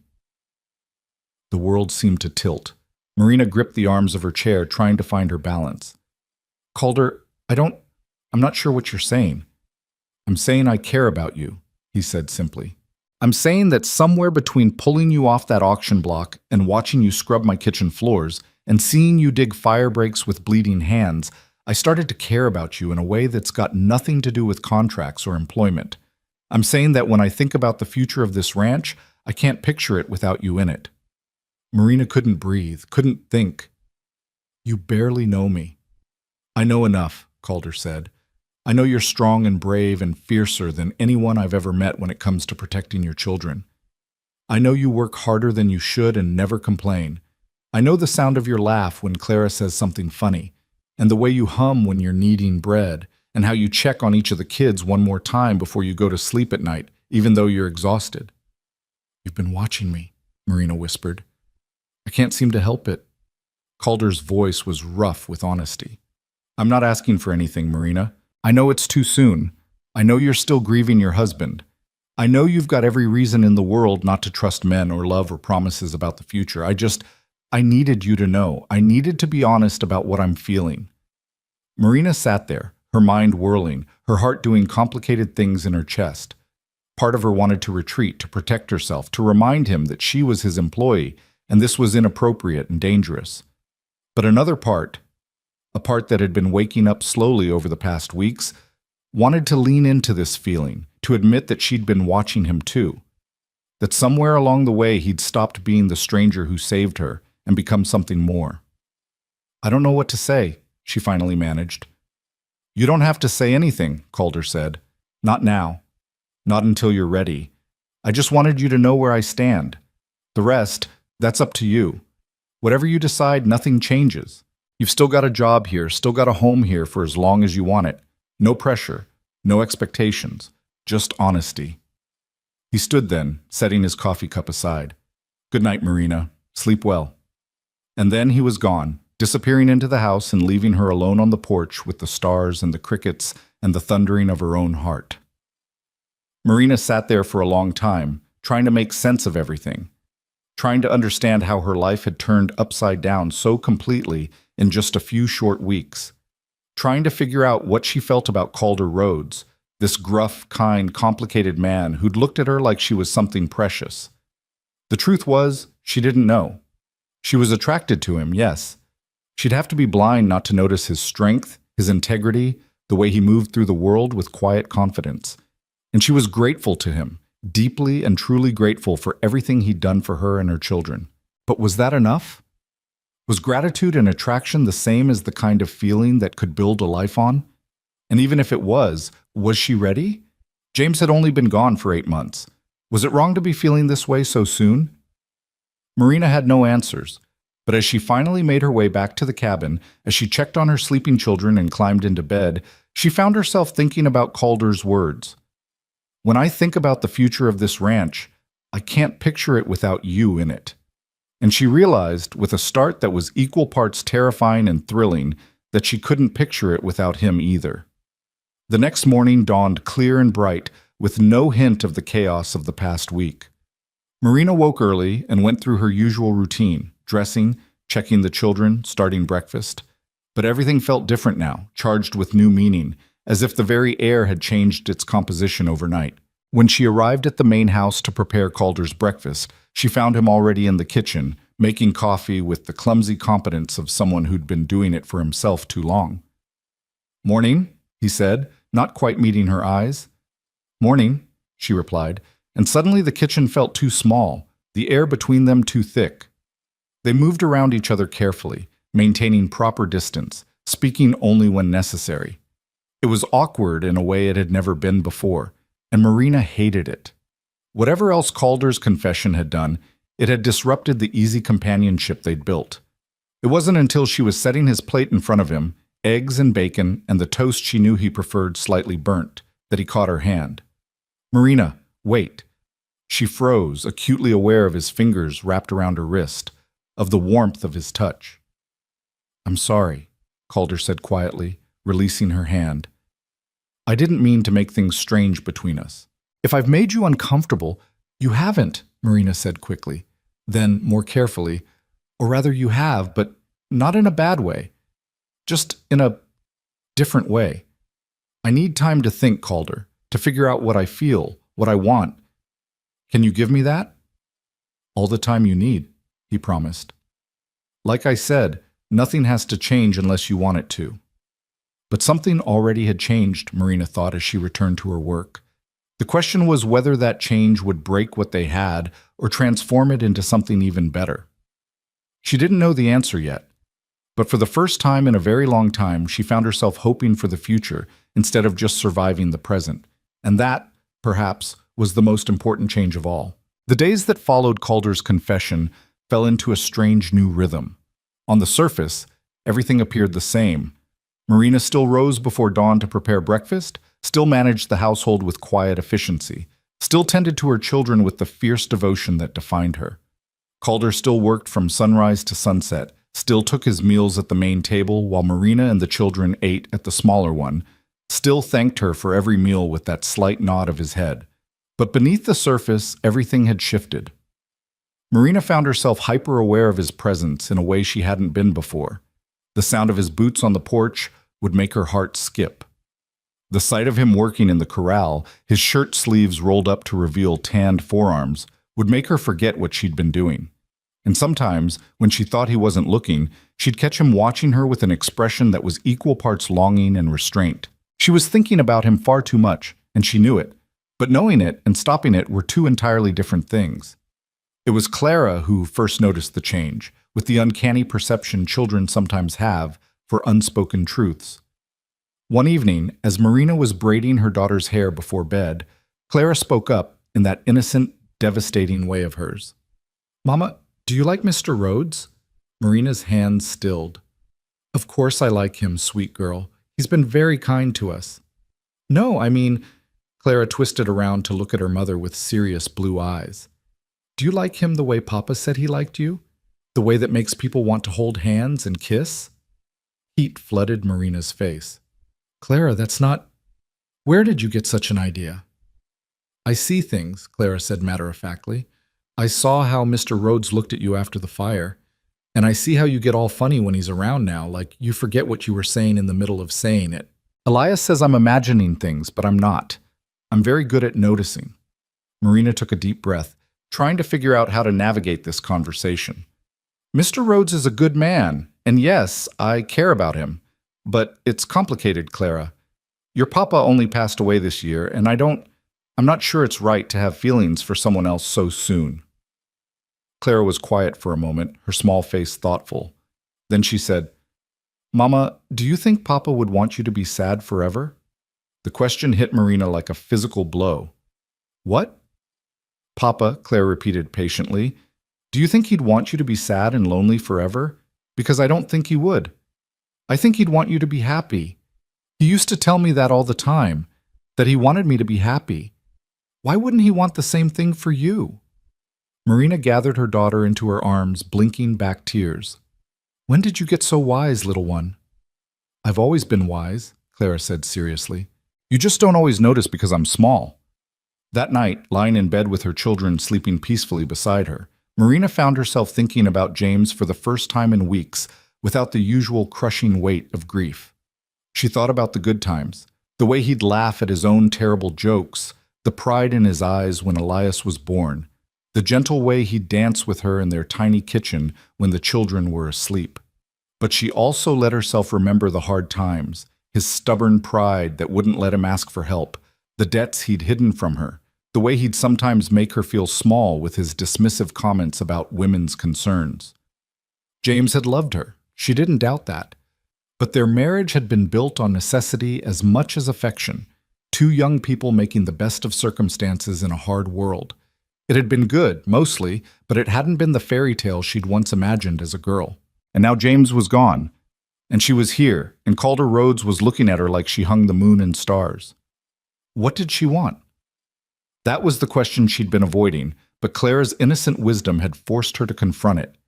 Did she want to spend the next 7 years as Calder's employee and nothing more, maintaining proper distance and appropriate boundaries? Did she want to keep her heart locked away in grief and caution, afraid to risk feeling anything for fear of being hurt again? Or did she want to be brave? Did she want to take the terrifying, exhilarating step towards something new? Marina didn't have an answer yet, but she was starting to realize that the question itself was important, that asking it meant she was healing, moving forward, choosing life instead of just surviving it. The answer came sooner than she expected, though not in any way she could have anticipated. It was a Tuesday morning in early August when Marina heard the commotion from the barn, raised voices and what sounded like someone in pain. She was in the middle of kneading bread dough, but she wiped her hands on her apron and hurried outside, her heart already racing with worry. A small crowd had gathered near the barn, ranch hands, Dutch, and Calder, all clustered around something on the ground. As Marina drew closer, she realized with a sick jolt that the something was someone, a man lying in the dirt, his leg bent at an unnatural angle, his face twisted in agony. "What happened?" she demanded, pushing through the crowd. "Horse spooked and kicked him," Dutch said grimly. "It's bad, Mrs. Doyle. Real bad." The injured man was one of the younger ranch hands, a boy named Sam, who couldn't have been more than 16. His leg was clearly broken, the bone visible through a tear in his pants, and he was going into shock. His skin pale and clammy, his breathing shallow and rapid. "We need to get him to the doctor in town," one of the other men said. "But it's a 3-hour ride, and I don't know if he'll make it that long without dying from blood loss or shock," Marina finished. She'd seen injuries like this before, had helped her mother tend to them back when she was growing up on a farm where accidents were common and doctors were far away. "We need to stabilize the leg before we move him, or the broken bone will tear through the artery and he'll bleed out before we get halfway to town." Everyone turned to stare at her. Calder's eyes met hers across the injured boy, and she saw surprise there, but also trust. "Can you do it?" he asked simply. Marina swallowed hard. "I can try, but I'll need supplies. Clean cloth for bandages, straight boards for a splint, whiskey or something strong for the pain, and someone to hold him still because this is going to hurt like hell." "You heard her," Calder said, his voice cutting through the murmurs of the men. "Tommy, get the medical supplies from the house. Pike, find me the straightest boards you can. Dutch, bring the whiskey from my office. Move." The men scattered. Marina knelt beside Sam, placing a gentle hand on his forehead. "Sam, can you hear me?" The boy's eyes rolled toward her, unfocused with pain. "Hurts," he gasped. "Hurts so bad, Mrs. Doyle." "I know, honey, I know it does. But I'm going to help you, all right? I'm going to fix your leg so we can get you to town safely. But first, I need you to take some deep breaths for me. Can you do that?" Sam tried, his chest heaving. Calder moved to kneel on the boy's other side, and without being asked, he took Sam's hand in his own. "Squeeze my hand," Calder told him. "Hard as you need to. I've got you." By the time the supplies arrived, Marina had assessed the injury and formed a plan. It wasn't good. The break was compound, meaning the bone had pierced through the skin and there was significant bleeding. But if she could stabilize it and stop the worst of the bleeding, Sam had a chance. All right, she said, looking up at the circle of worried faces. Calder, Dutch, I need you two to hold him still. One at the shoulders, one at the hips. The rest of you, either help or give us room to work. This boy's life depends on what happens in the next few minutes. What followed was 30 minutes of the most intense, focused work Marina had ever done. She cleaned the wound as best she could with the supplies at hand, knowing that infection was almost as deadly as blood loss. She manipulated the broken bone back into alignment, a process that made Sam scream until his voice gave out and Calder had to fight to keep him from thrashing. She applied the splint with hands that shook from adrenaline but never wavered in their purpose. And through it all, she talked, to Sam, to herself, to God, maintaining a steady stream of words that seemed to anchor everyone through the crisis. You're doing so well, Sam. Just a little more, just hold on a little longer. That's it. You're so brave. Just breathe. Keep breathing. I've got you. We've all got you. When it was finally done, when the leg was splinted and bandaged and the bleeding had slowed to a manageable level, Marina sat back on her heels and discovered that she was shaking all over. Sam had passed out somewhere in the middle of the procedure, which was probably a mercy. His face was deathly pale, but his breathing had steadied, and his pulse, when Marina checked it, was stronger than before. Will he make it? Dutch asked quietly. I don't know, Marina said honestly, but he's got a better chance now than he did 10 minutes ago. We need to get him to town, though, soon as possible. I'll take him, Calder said immediately. We'll use the wagon, make him as comfortable as we can. Dutch, you're in charge while I'm gone. Mrs. Doyle. He looked at her, and there was something in his expression that made her breath catch. You just saved that boy's life. Maybe, Marina said, or maybe I just delayed the inevitable. We won't know until...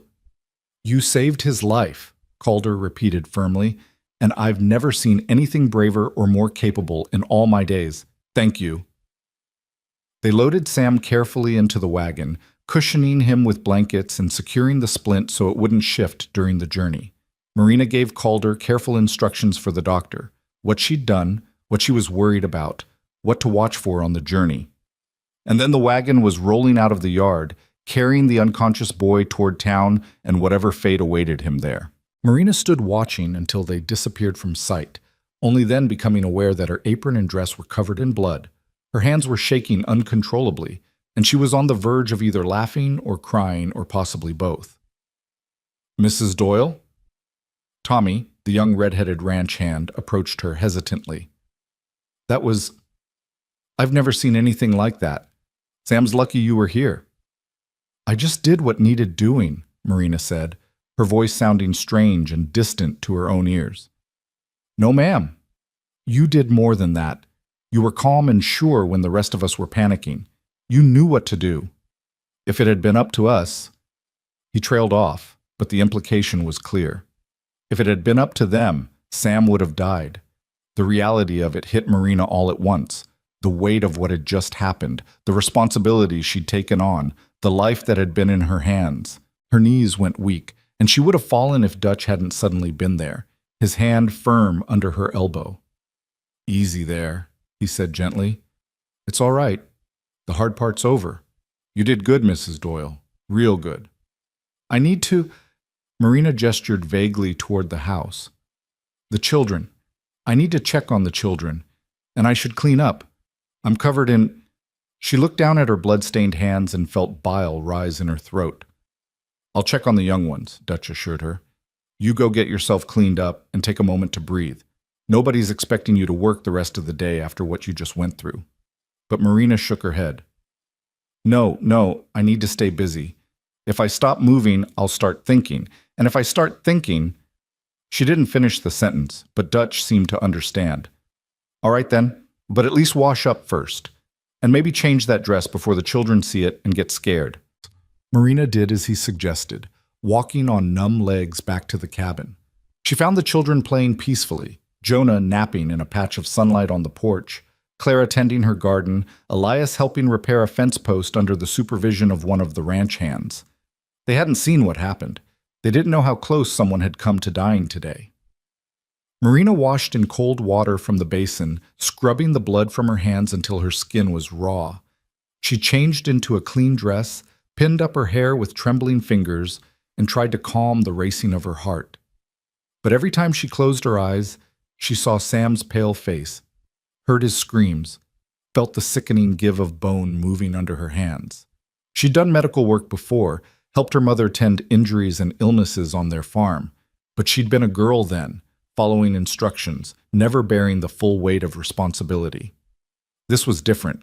Today, a young man's life had been in her hands, and she'd had to make decisions that could mean the difference between his survival and his death. The responsibility of it was crushing. Marina returned to the main house and threw herself into work with almost manic intensity. She scrubbed floors that were already clean, organized cupboards that didn't need organizing, baked bread they didn't need. Anything to keep her hands busy and her mind from dwelling on the morning's events. It was late afternoon when Elias found her in the kitchen, furiously polishing silverware that didn't need polishing. "Mama?" His voice was worried. "Are you all right? Dutch said something happened with Sam, and you helped him, but you've been acting strange ever since." Marina set down the cloth and the spoon she'd been polishing. "I'm fine, baby. Just a long day." "You're not fine," Elias said with the blunt honesty of childhood. "You're scared, I can tell." Marina looked at her 7-year-old son, at the wisdom and concern in his young face, and felt something inside her crack. She sank into a chair and pulled Elias close, burying her face in his hair. "You're too perceptive for your own good," she whispered. "Did Sam die?" Elias asked quietly. "No. At least not when Mr. Rhodes took him to town. But he was badly hurt, and I had to help him, and I'm not sure if I did enough. I'm not sure if he'll be all right." "But you tried," Elias said. "That's what matters, right? You tried to help him. That's what you always tell us, that we should try to help people when they need it." Marina pulled back to look at her son. "When did you get so smart?" "I've always been smart," Elias said, echoing his sister's words from a few days before. "You just don't always notice because you're busy worrying about everything." A laugh escaped Marina, surprised and a little watery, but genuine. "You and your sister are going to be the death of me with your wisdom." "Clara's wise?" Elias made a face. "She still thinks you can talk to plants and make them grow better." "Well, maybe you can," Marina said, smoothing his hair. "Your father used to say that plants could feel kindness, just like people." They sat together for a moment, mother and son, drawing comfort from each other's presence.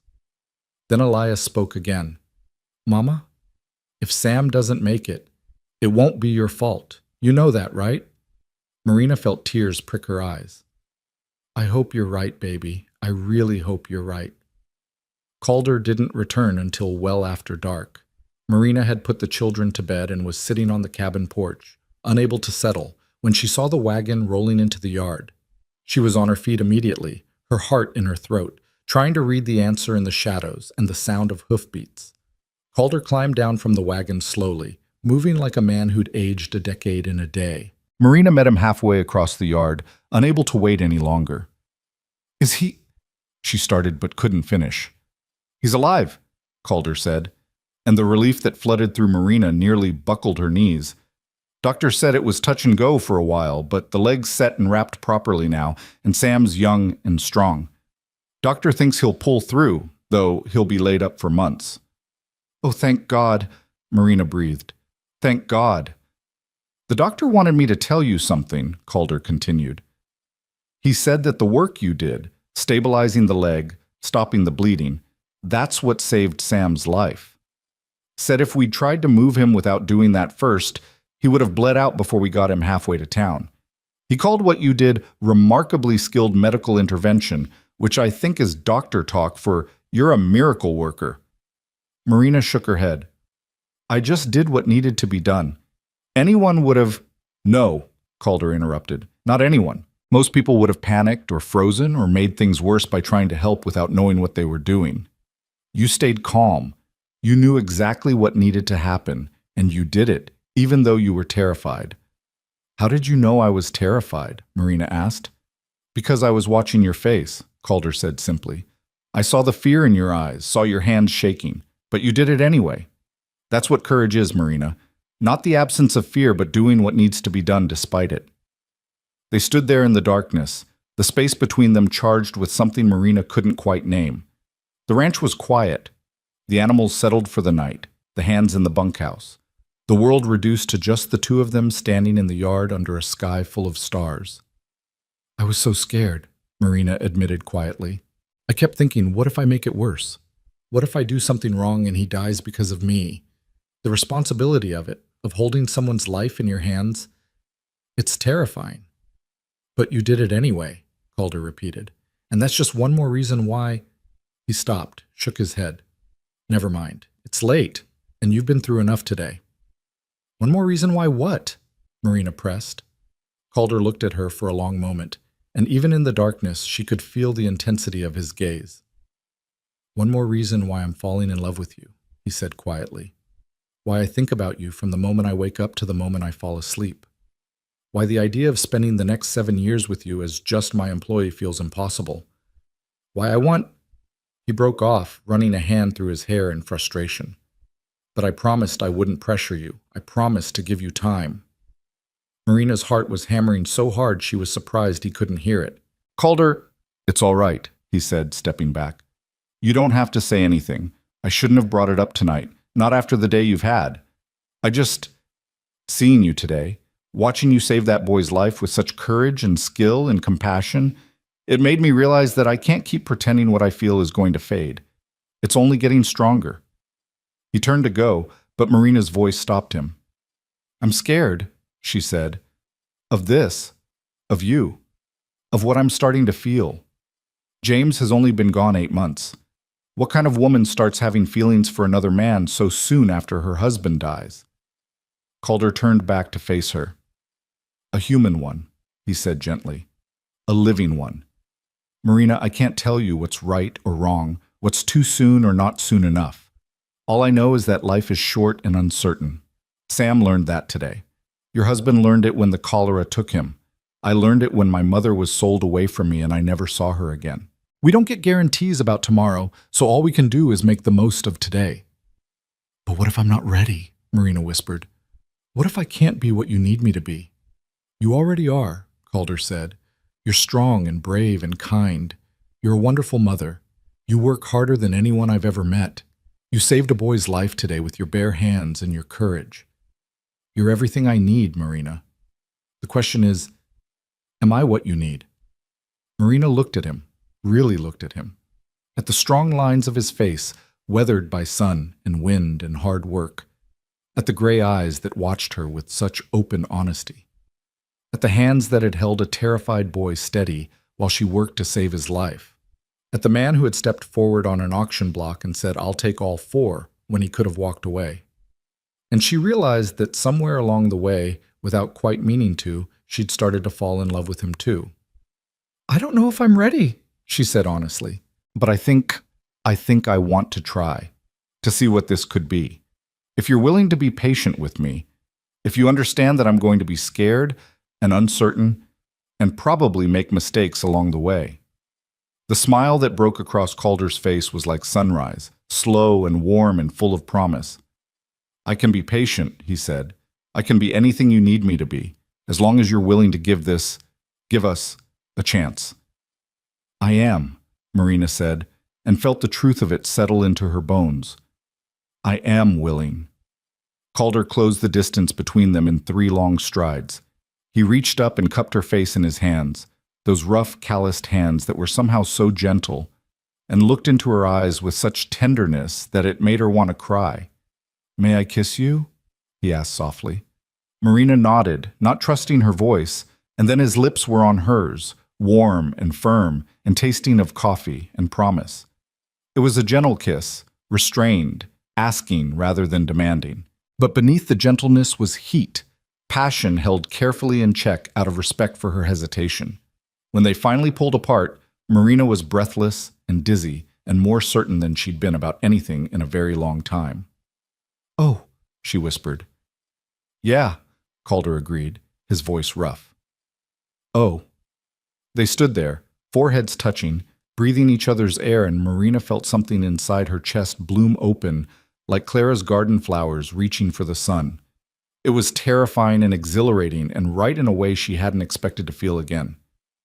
I should go, she said reluctantly. The children. I know. Calder stepped back, though his hand lingered on her cheek for just a moment longer. But Marina, thank you. For today. For saving Sam. And for this. For being brave enough to give us a chance. Marina walked back to the cabin on shaking legs, her lips still tingling from that kiss, her heart doing complicated things in her chest. She checked on the sleeping children, all three of them peaceful and safe, and then lay down in bed, staring at the ceiling in the darkness. Everything had changed today. Sam's injury had forced her to confront her own strength, her own capability, and Calder's kiss had forced her to confront her own heart, her own desires. She was falling in love with him, had probably been falling for weeks now, even if she'd refused to admit it. And instead of terrifying her, that realization filled her with hope. The days that followed took on a new quality, softer somehow, brighter, full of potential. Calder and Marina still maintained appropriate distance in front of the ranch hands and the children, still functioned in their respective roles as employer and employee. But now there were stolen moments, a brief touch of hands when he passed her a plate, a lingering look across the dinner table, quiet conversations on the porch after the children were asleep. They talked about everything, their pasts, their dreams, their fears. Calder told her about his mother, about the pain of losing her, about how it had shaped him into a man who valued family and loyalty above all else. Marina told him about James, about the good and the bad, about the guilt she sometimes felt for moving on so soon. "It's not betraying him to be happy," Calder assured her one evening as they sat side by side on the porch steps. "It's honoring the life you have, the life he'd want you to live." "That's what Clara said," Marina admitted. "My 5-year-old daughter is apparently wiser than I am." "Children often are," Calder said with a slight smile. "They haven't learned to complicate things the way we adults do." As August progressed, the ranch settled back into its routines. Sam was recovering well in town, according to the reports Calder brought back from his weekly trips. The storm damage was fully repaired. The horses were thriving, and several of the mares were pregnant, which meant Calder's breeding program was successful. And the household ran more smoothly than it ever had. Marina's touch was everywhere. In the organized pantry, the clean windows, the meals that appeared like clockwork, the mended clothes and polished furniture, and general sense of comfort that permeated the house. The ranch hands noticed too, often commenting that the place finally felt like a home again, instead of just a building where men slept and ate. It was Clara who noticed the change in her mother first, commenting one morning while Marina braided her hair that Mama seemed lighter somehow, like you're not carrying such heavy things anymore. Marina had hugged her daughter and said nothing, but she knew it was true. The crushing weight of grief and fear that had pressed down on her for months was slowly lifting, replaced by something that felt dangerously like joy. The children had noticed the growing connection between Marina and Calder too, though they reacted in different ways. Clara was delighted, often engineering reasons for her mother and Calder to be in the same place at the same time. Jonah, too young to fully understand, simply accepted Calder as a fixed presence in their lives, following him around and calling him Mr. Cal in his small voice. But Elias was struggling. Marina could see it in the way he'd go quiet when Calder was around, in the sudden distance he'd created between himself and the man he'd once followed everywhere. It came to a head one evening when Marina found him sitting alone behind the barn, tears streaming down his face. "Elias, baby, what's wrong?" She sat beside him, pulling him close. "Are you going to marry him?" Elias asked bluntly. "Mr. Rhodes?" Marina's breath caught. We haven't talked about marriage, Elias. Why would you think—" "I see how you look at each other," Elias said, his voice thick with tears. "I'm not stupid, Mama. I know what it means when people look at each other that way. And I know he's good to us. I know he saved us. But if you marry him, does that mean we're supposed to forget Papa?"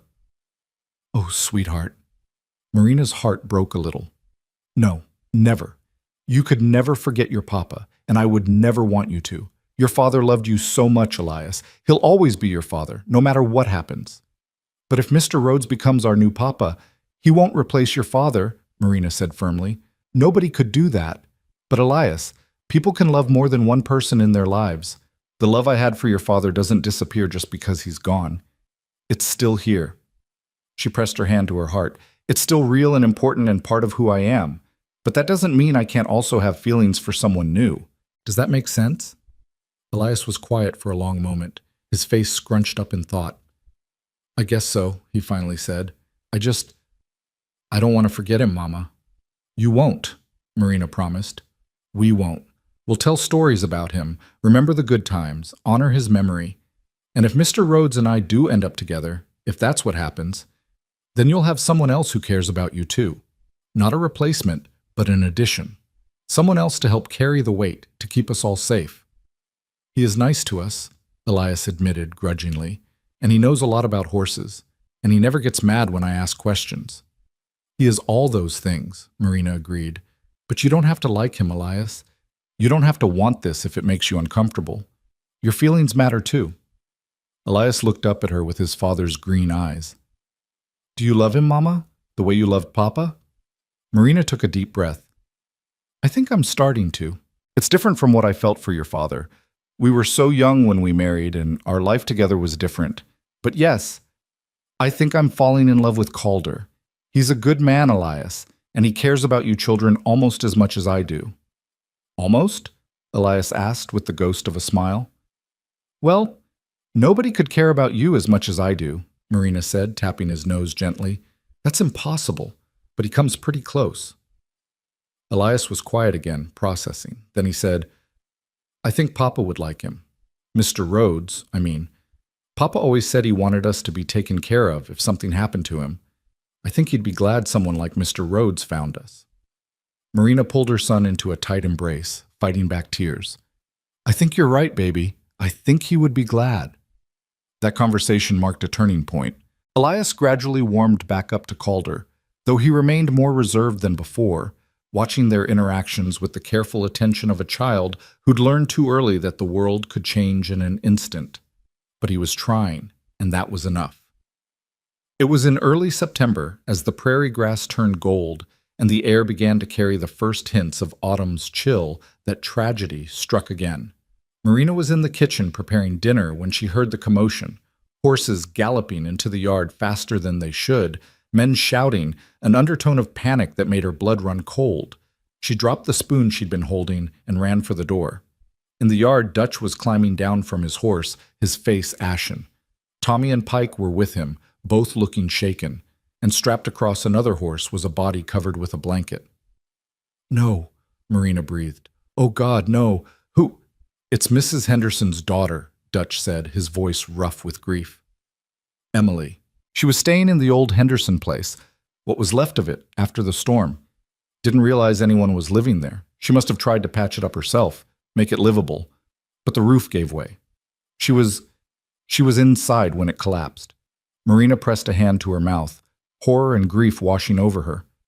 Mrs. Henderson had been the previous housekeeper, the one who'd died just before Marina arrived. Her daughter Emily had been mentioned occasionally, a woman in her 40s who'd been living in town, estranged from her mother for reasons nobody seemed to know. Is she? Marina couldn't finish the question. Dead, Dutch said flatly. Been dead for a few hours at least by the time we found her. Went looking when one of the neighboring ranchers mentioned seeing smoke from a chimney in the old Henderson place. Found her trapped under the collapsed beam, already gone.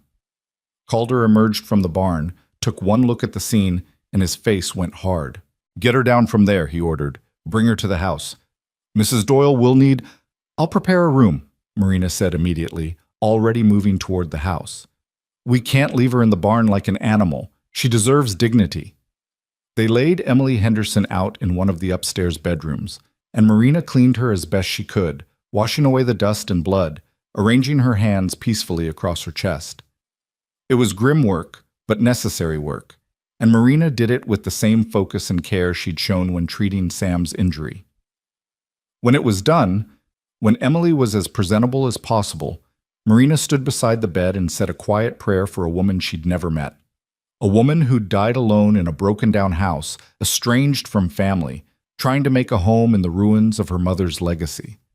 It was a stark reminder of how quickly life could change, how fragile existence really was.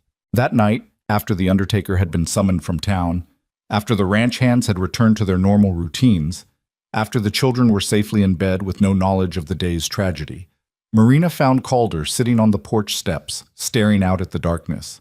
She sat beside him without speaking, simply offering her presence. After a long moment, he reached over and took her hand, threading his fingers through hers. "Life's short," he said quietly. "Too short to waste time being careful and cautious and afraid." "I know," Marina said.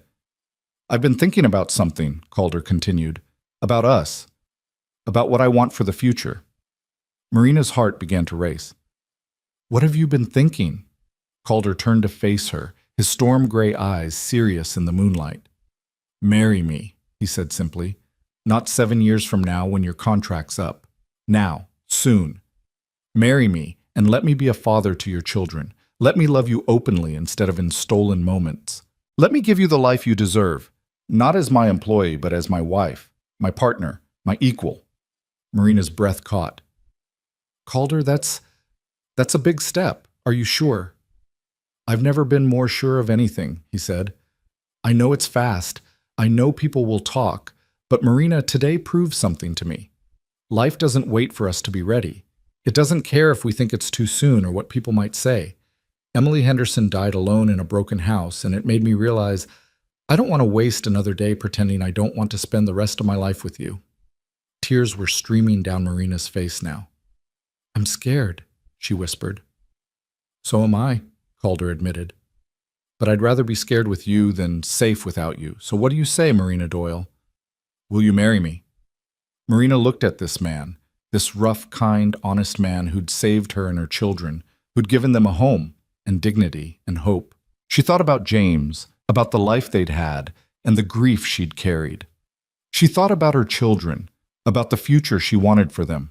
And she thought about herself, about the woman she was becoming, about the courage it took to say yes to love after loss. "Yes," she said, the word coming out strong and sure despite her tears. "Yes, I'll marry you." Calder's smile was brilliant, transforming his usually serious face into something almost boyish with joy. He pulled her into his arms, and this time when he kissed her, there was nothing restrained about it.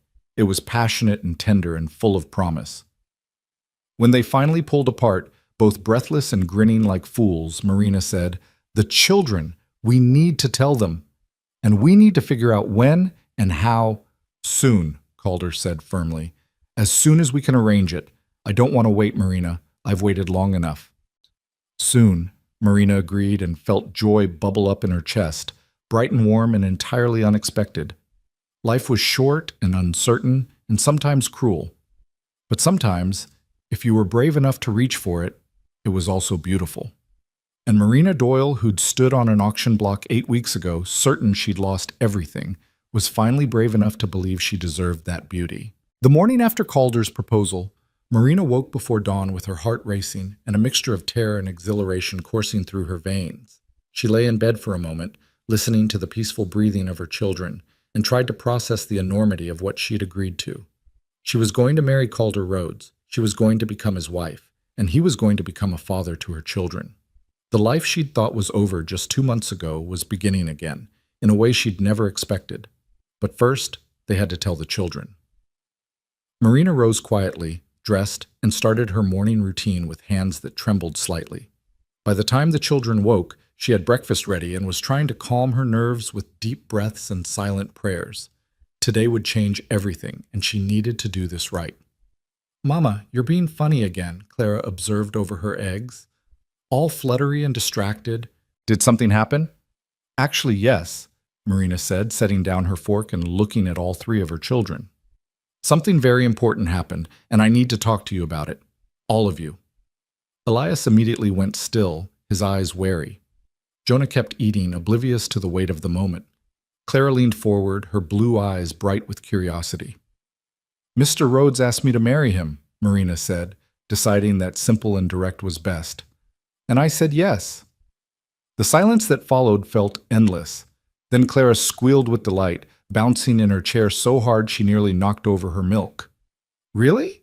You're going to be married? Like in the stories, with a wedding and everything?" "Yes, sweet girl, with a wedding and everything."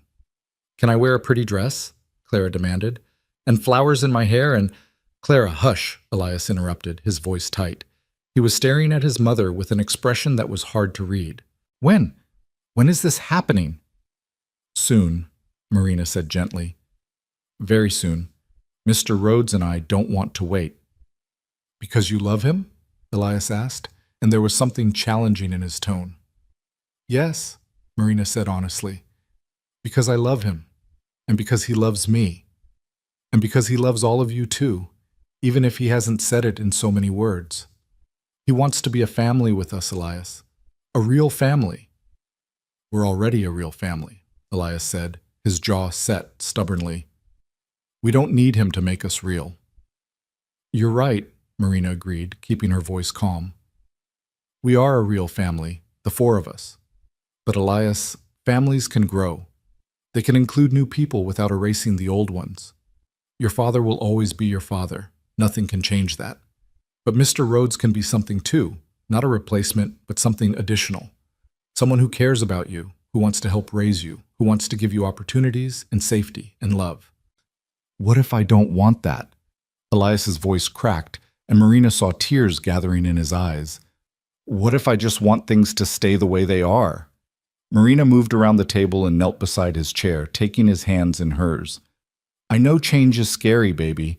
I know you've been through so much already this year, and it feels like everything keeps shifting under your feet. But Elias, this is a good change. This is us building something solid, something permanent, a real home, not just a place we're staying until the contract runs out. But what if it doesn't work? Elias whispered. What if he changes his mind? What if he decides we're too much trouble and sends us away? He won't, Marina said firmly. That man bought us off an auction block when he could have walked away. He's fought fires with us, weathered storms with us, helped you learn about horses, praised Clara's garden, carried Jonah on his shoulders. He's not going to change his mind, Elias. He's committed to us. To all of us. How do you know? Elias challenged. Because I see the way he looks at you children, Marina said. I see the patience he shows, the care he takes, the pride in his eyes when you accomplish something. That's not something a man can fake, Elias. That's real. Elias was quiet for a long moment, his young face working through complicated emotions. Finally, he said, Can I still remember Papa? Can I still talk about him? Always, Marina promised. Always and forever. In fact, I think your Papa would be happy about this. I think he'd be relieved to know that someone good and strong was taking care of us. That's what I said, Clara piped up. I told Mama that Papa would want us to be happy. Elias looked at his sister, then back at his mother. I guess if it makes you happy, Mama, then it's okay. But I'm not calling him Papa. Not yet, anyway. Nobody's asking you to, Marina said, pulling him into a hug. You can call him Mr. Rhodes or Calder or anything you're comfortable with. The important thing is that we're all together and we're all safe. That's what matters.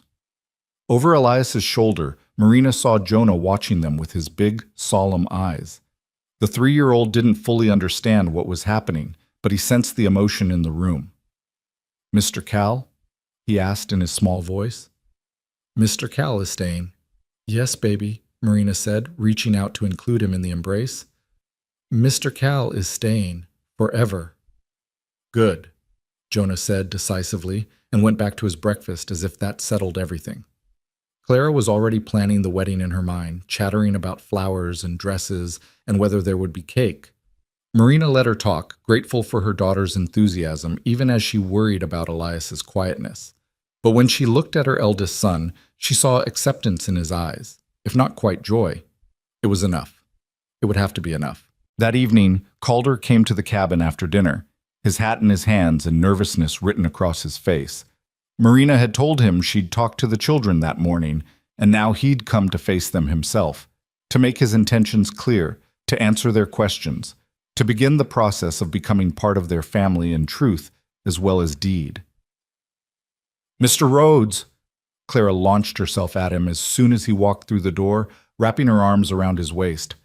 Mama told us! We're going to have a wedding! Calder looked down at the little girl clinging to him, surprise and pleasure crossing his face. That's right. If it's all right with you children, I know this is a big change, and I wanted to talk to you about it. All of you. He looked at Marina, who nodded encouragingly. Calder cleared his throat and lowered himself into one of the chairs, bringing himself closer to the children's eye level. Clara immediately claimed the chair next to him. Jonah wandered over and leaned against Calder's knee with the unconscious trust of a child who'd never known cruelty. Only Elias hung back, watching warily. "I've asked your mother to marry me," Calder began, his voice steady despite the nervousness in his eyes. "Because I love her. I know that might be hard to hear, especially for you, Elias, since your father hasn't been gone very long.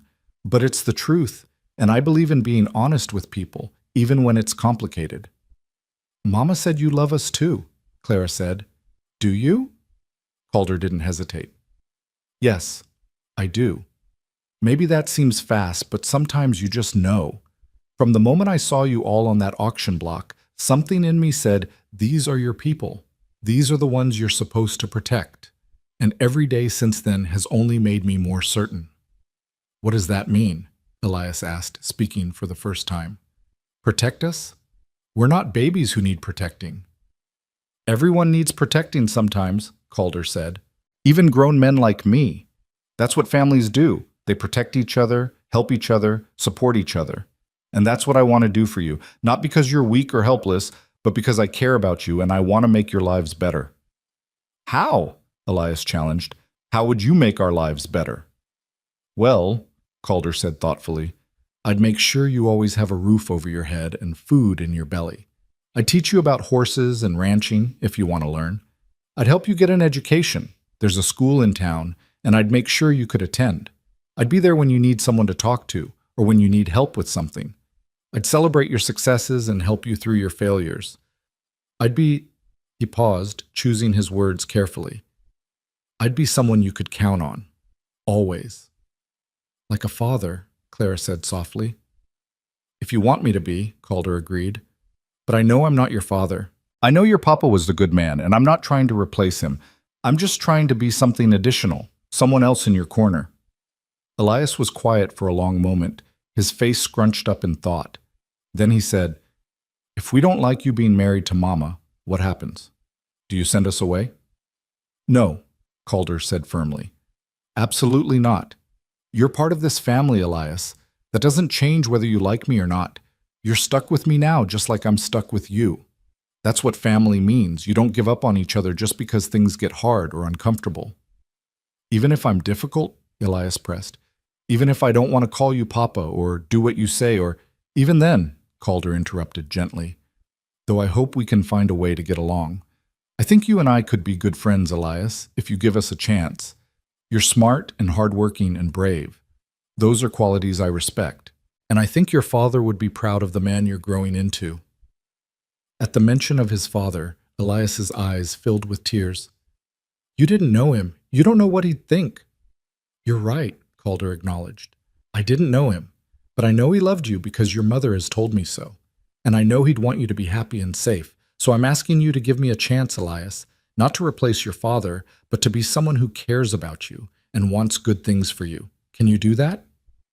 Elias looked at his mother, who nodded encouragingly. Then he looked back at Calder and said in a small voice, "I guess I can try." "That's all I'm asking," Calder said. "Just try. And if you have concerns or complaints, or you need to talk about something, you come to me directly. Deal?" Elias nodded slowly. "Deal." "Good." Calder held out his hand, and after a moment's hesitation, Elias shook it, a solemn, grown-up gesture that made Marina's throat tighten with emotion. "Can I be in the wedding?" Clara asked, unable to contain herself any longer. "Please, I want to wear flowers and throw petals, and—" "You can absolutely be in the wedding," Calder assured her with a smile. "All three of you will be part of it. It's not just your mother and me getting married, it's all of us becoming a family together. That means you're just as important as we are." "When is it happening?" Clara demanded. "Soon," Calder said, looking at Marina. "We were thinking in about 3 weeks, if we can arrange it. There's a pastor in town who could perform the ceremony, and we could have a small gathering here at the ranch. Nothing fancy, just something simple and meaningful. Does that sound all right?" Marina nodded, her eyes bright with tears. "That sounds perfect." The next 3 weeks passed in a whirlwind of activity. There were arrangements to be made, though Calder was true to his word about keeping things simple. The pastor from the small church in Lawrence agreed to come out to the ranch to perform the ceremony. Dutch and the ranch hands threw themselves into preparations with surprising enthusiasm, cleaning and decorating the barn for the reception, planning a feast, even constructing an arbor from cottonwood branches and whatever flowers they could find on the prairie. Marina sewed a new dress for herself. Nothing fancy, just a simple blue cotton that brought out her eyes, but it was clean and new and hers. She made new dresses for Clara too, and a new shirt for Elias and Jonah. The children were excited now, even Elias, who had gradually warmed to the idea as he watched Calder go out of his way to include them in everything. Word spread through the neighboring ranches, and to Marina's surprise, people wanted to come. The county harvest dance was scheduled for the week before the wedding, and Calder suggested they attend, not just to socialize, but to introduce Marina properly as his future wife, to show the community that she was more than just his housekeeper. Marina was nervous about the dance. She hadn't been to a social gathering since James died, and she worried about what people would say. A widow remarrying after only 8 months? Some would call it scandalous. Some would whisper that she'd been carrying on with Calder all along, that maybe the debts and the auction had been convenient excuses to fall into a wealthy rancher's arms. "Let them talk," Calder said when she voiced these concerns. "People always talk. What matters is the truth.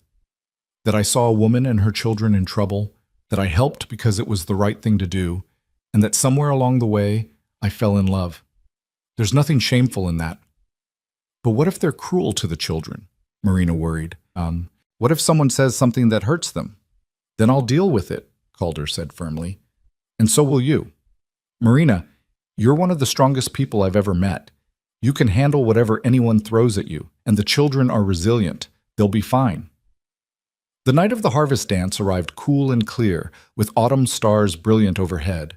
Marina dressed carefully in her new blue dress, pinned up her hair, and tried to calm her racing heart. The children were staying at the ranch with Dutch, who'd volunteered to watch them with surprising gentleness. It would be just Marina and Calder, facing the community together. The dance was held in the town hall, a large wooden structure that had been decorated with paper lanterns and bunting. As they walked in, conversation stuttered and stopped, heads turning to watch them enter. Marina felt the weight of dozens of eyes, heard the whispers starting, and had to fight the urge to turn and flee. But then Calder's hand was at her back, steady and warm, and his voice was low in her ear. "You're beautiful. You're strong. And you're mine. Let them look." The evening was awkward at first. Some people were friendly. Mrs. Thornhill, who'd bid on Marina at the auction, came over immediately to congratulate them. The doctor who'd treated Sam sought them out to thank Marina again for her quick thinking, but others were less kind. Marina heard the whispers, saw the judgmental looks, endured the subtle cuts that people could deliver with just a raised eyebrow or a turned back. It was Pike's wife who finally said something out loud. The woman, a sharp-featured, sour-faced creature named Judith, approached them at the refreshment table and said, loud enough for others to hear, "Well, Mrs. Doyle, I must say, you've certainly landed on your feet remarkably quickly, from the auction block to the altar in less than 3 months. Some might call that opportunistic." The words hung in the air like poison. Marina felt her face flush, felt the humiliation crawl up her spine. She opened her mouth to respond, though she had no idea what to say, when Calder stepped forward.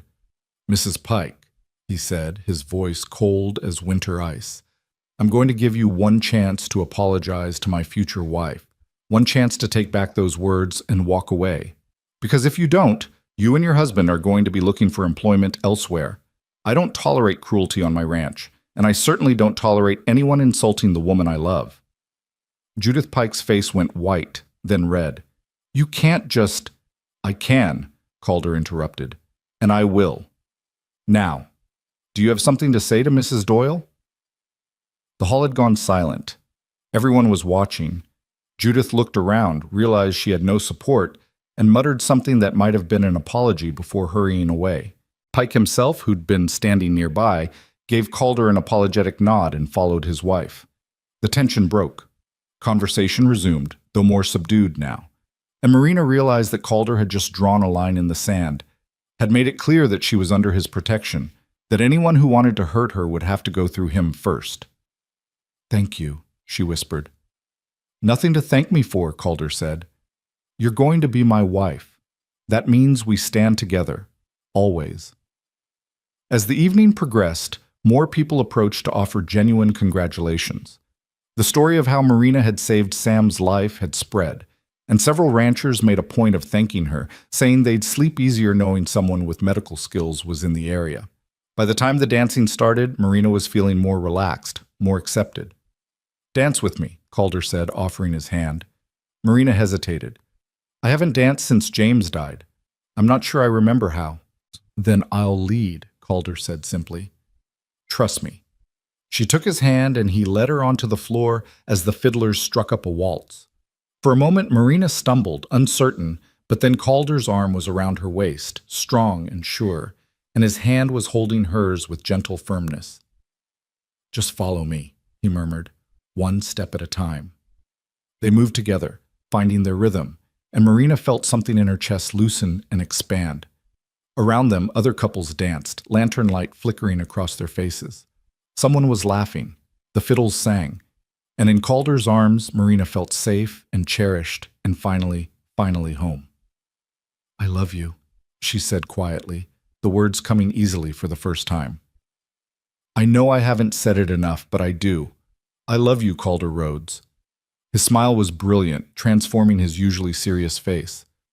"I love you too, Marina. More than I knew it was possible to love someone. You and those children, you're my whole world now." They danced until the music ended, until other couples began to leave, until it was clear the evening was winding down. As they walked back to the wagon, Marina felt lighter than she had in months. The whispers and judgment still stung, but they mattered less now. What mattered was the man beside her, the children waiting at home, the family they were building together. The wedding took place on a Saturday afternoon in late September, under an arbor that Dutch and the ranch hands had constructed in the yard between the house and the barn. The weather was perfect, cool but not cold, with a brilliant blue sky and the prairie grass golden in the autumn sun.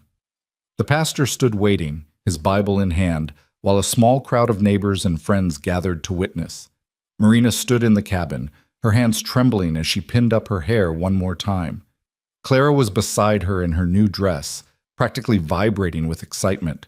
The little girl's hair was crowned with a wreath of prairie flowers, not exactly what she'd dreamed of, but close enough to delight her. "You look beautiful, Mama," Clara said solemnly, "like a princess in a story." "Thank you, sweet girl." Marina turned to look at her reflection in the small mirror. The woman looking back at her was different from the one who'd stood on that auction block. This woman had color in her cheeks, brightness in her eyes, hope in her expression. This woman was loved. There was a knock at the door, and Elias poked his head in. "They're ready for you, Mama." Marina took a deep breath, smoothed down her dress, and stepped out into the golden afternoon. The children walked with her, Elias on one side, Clara on the other, Jonah holding her hand and trying to keep up. As they approached the arbor, Marina saw Calder waiting for her, and her breath caught. He was dressed in his best clothes, a dark suit that looked new, a white shirt, a string tie. His hair was neatly combed, his face freshly shaved, but it was his expression that undid her, the love and pride and joy written so clearly across his features that there could be no doubt about his feelings. The pastor began the ceremony, speaking about love and commitment and the sacred bond of marriage. But Marina barely heard the words. She was too focused on Calder's face, on his hands holding hers, on the steady presence of her children beside her. When it came time for vows, Calder spoke first. "Marina," he said, his voice steady and sure, "I promise to love you and honor you for all the days of my life. I promise to be a father to your children, to protect them and guide them and give them every opportunity I can. I promise to build a life with you, not perfect, but honest and true. I promise to stand with you through whatever comes, good or bad. And I promise that you will never again stand alone, never again face the world without someone at your side who loves you completely. This is my vow to you." Marina's vision blurred with tears. When it was her turn, she had to swallow hard before she could speak. Calder, she said, her voice shaking but growing stronger. You saved my life and the lives of my children when you had no reason to. You gave us shelter and dignity and hope when we had nothing. But more than that, you gave us love. You showed me that it's possible to heal, to trust again, to open my heart even after loss. I promise to love you faithfully, to be your partner in all things, to build this life with you one day at a time. I promise to honor what we're creating, not just a marriage, but a family. And I promise that you will always have a home in my heart, as you've given me a home here. This is my vow to you. Then by the power vested in me, the pastor said, I now pronounce you husband and wife. Calder, you may kiss your bride. Calder stepped forward, cupped Marina's face in his hands, and kissed her softly, a kiss full of promise and tenderness and the beginning of something beautiful. Around them, people cheered and clapped. Clara squealed with delight. Even Elias was smiling, his eyes bright with unshed tears. When they finally pulled apart, Calder turned to the children. Come here, he said, all of you. They gathered close, and Calder knelt so he was at their eye level. Today isn't just about your mother and me, he said. It's about all of us. We're a family now, officially and forever.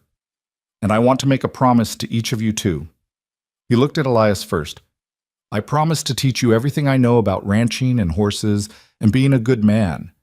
I promise to listen when you need someone to talk to and to give you space when you need to figure things out on your own. I promise to respect your father's memory and never try to replace him. And I promise to always, always be proud of you. Elias nodded, his throat working. Thank you, he whispered. Calder turned to Clara. I promise to encourage your garden and your dreams. I promise to answer all your questions, even the ones that come at bedtime when I'm exhausted. I promise to make you laugh and catch you when you fall. And I promise that you'll always have flowers on your birthday, no matter what. Clara threw her arms around his neck, nearly knocking him over. I love you, Mr. Rhodes. I love you too, Clara Bell, Calder said, using the nickname he'd given her. He looked at Jonah last. And you, little man. I promise to keep you safe and warm and fed. I promise to teach you about the horses when you're big enough. I promise to carry you when your legs get tired and to tell you stories at bedtime. And I promise that you'll never have to wonder if you belong, because you do. You belong with us. Jonah, not entirely understanding but responding to the emotion in Calder's voice, leaned forward and patted Calder's cheek with his small hand. Mr. Cal, he said contentedly. Marina watched this scene through tears, her heart so full it felt like it might burst.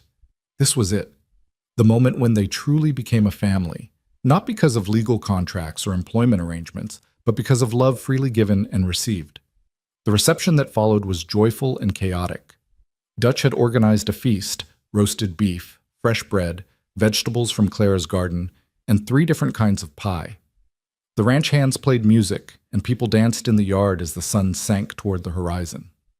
Children ran shrieking through the crowd.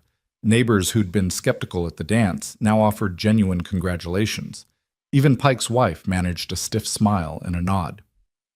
As evening fell and lanterns were lit, Calder pulled Marina aside. There's something I want to give you, he said. A wedding present. Come with me. He led her to the barn where something large sat covered by a tarp. The children followed, curious, along with several of the ranch hands. Calder pulled off the tarp with a flourish, revealing a beautifully crafted sleigh, polished wood, curved runners, padded seats, and designs carved into the sides. I've been working on it for weeks, Calder admitted. Had to do it in secret, mostly late at night when everyone was asleep. Thought it might be nice for winter, for taking the family into town, or just for rides across the prairie when the snow comes. Something special for all of us to share. Marina stared at the sleigh, overwhelmed. Calder, it's beautiful. But when did you have time to... I made time, he said simply. Because you're worth it. Because this family is worth it. Because I want to build a life with you, Marina, full of ordinary moments and special ones. And this, he gestured to the sleigh.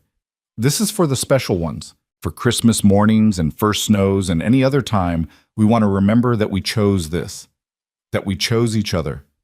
Marina threw her arms around him, not caring that people were watching, and kissed him soundly. Thank you, she whispered against his lips. For everything. For saving us. For loving us.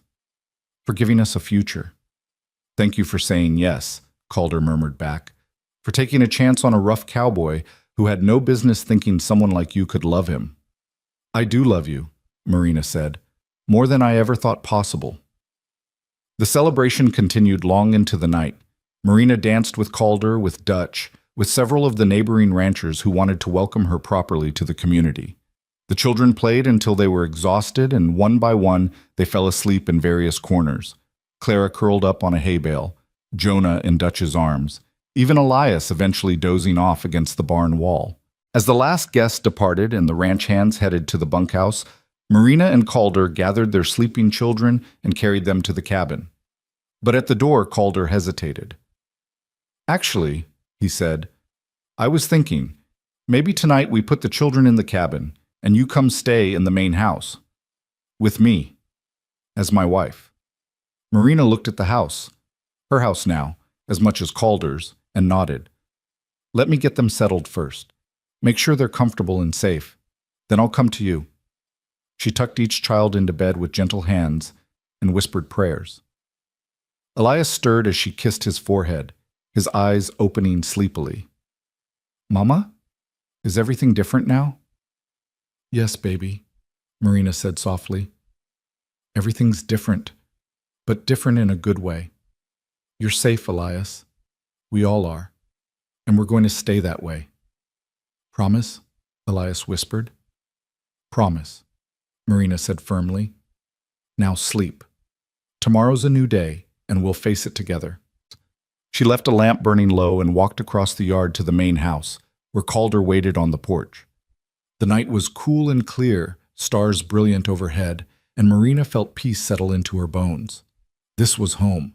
This was family. This was the life she'd never dared to dream of when she'd stood on that auction block, certain she was losing everything. Calder took her hand and led her inside, up the stairs to the room that would now be theirs. And as he closed the door behind them, as he pulled her into his arms and kissed her with all the passion and tenderness of a new husband, Marina sent up a silent prayer of thanks. For second chances, for unexpected salvation, for a cowboy who'd looked at a desperate woman with 3 children and said, I'll take all 4. For love that came when she'd stopped looking for it, stronger and truer than anything she'd known before. The months that followed brought changes, as all new beginnings do. The children adjusted to their new life with varying degrees of ease.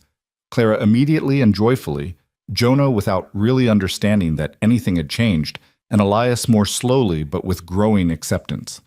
The ranch hands got used to calling Marina Mrs. Rhodes instead of Mrs. Doyle, though Dutch still sometimes slipped and called her ma'am, with a twinkle in his eye that suggested he was doing it on purpose. Winter came early that year, blanketing the prairie in snow by mid-November. And on Christmas Eve, Calder kept his promise about the sleigh. He bundled Marina and the children into it, wrapped them in warm blankets and buffalo robes, and drove them across the snow-covered ranch land under a sky full of stars. Clara shrieked with delight. Jonah clapped his hands and laughed. Even Elias smiled, a real, genuine smile that reached his eyes. And Marina sat beside her husband, watching her children's joy, and felt such happiness that it was almost painful. Thank you, she whispered to Calder over the children's excited chatter. For what? He asked, though his smile said he knew. For this, for all of it, for choosing us.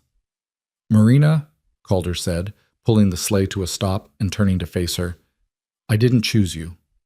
I found you. There's a difference. You were meant to be mine, and I was meant to be yours. I'm convinced of that now. Everything that happened, all the pain and loss and struggle, it brought us to that auction block at exactly the right moment, and I'd do it all again every single day if it meant ending up here with you and these children. Marina kissed him then, soft and sweet, while the children made exaggerated gagging sounds and complained about grown-ups being mushy. And when they finally pulled apart, Calder cracked the reins and sent the sleigh flying across the snow, carrying them home through the winter night. Years later, when the children were grown and the story had been told and retold around countless dinner tables, people would ask Marina about that day on the auction block. They'd want to know what she'd felt, what she'd thought, whether she'd had any idea that the dusty cowboy pushing through the crowd would change her life forever.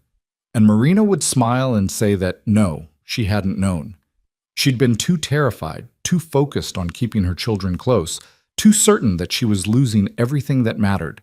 But she'd learned something that day, something that had shaped the rest of her life. She'd learned that salvation could come from unexpected places, that families could be built by choice as much as by blood, that love didn't follow rules or timelines or proper waiting periods, and that sometimes, when you'd lost everything and were standing on the edge of despair, someone might step forward and offer you not just rescue, but a second chance at life itself. Calder Rhodes had been that someone for her. The cowboy who'd looked at a desperate widow and her 3 children and seen not a burden, but a blessing. The man who'd paid more than they were worth so they could stay together. The husband who'd kept every promise he'd made on their wedding day, and then some. And Marina Doyle, now Marina Rhodes, had learned to be brave enough to accept that gift, to open her heart again after loss, to trust in the possibility of happiness, to build a life that honored her past while embracing her future. On that Christmas Eve, riding through the snow in the sleigh her husband had built with his own hands, surrounded by her children's laughter and her husband's love, Marina understood with perfect clarity that she was exactly where she was meant to be. They'd been sold, all 4 of them, on a hot August day in 1858, but they hadn't been bought by just anyone. They'd been claimed by the one man who would love them, protect them, and give them a home that was more than walls and a roof, a home that was built on foundation of respect and partnership and deep, abiding love. And that, Marina thought, as the sleigh carried them through the starlit night toward the warm lights of home, was the greatest gift of all. The end.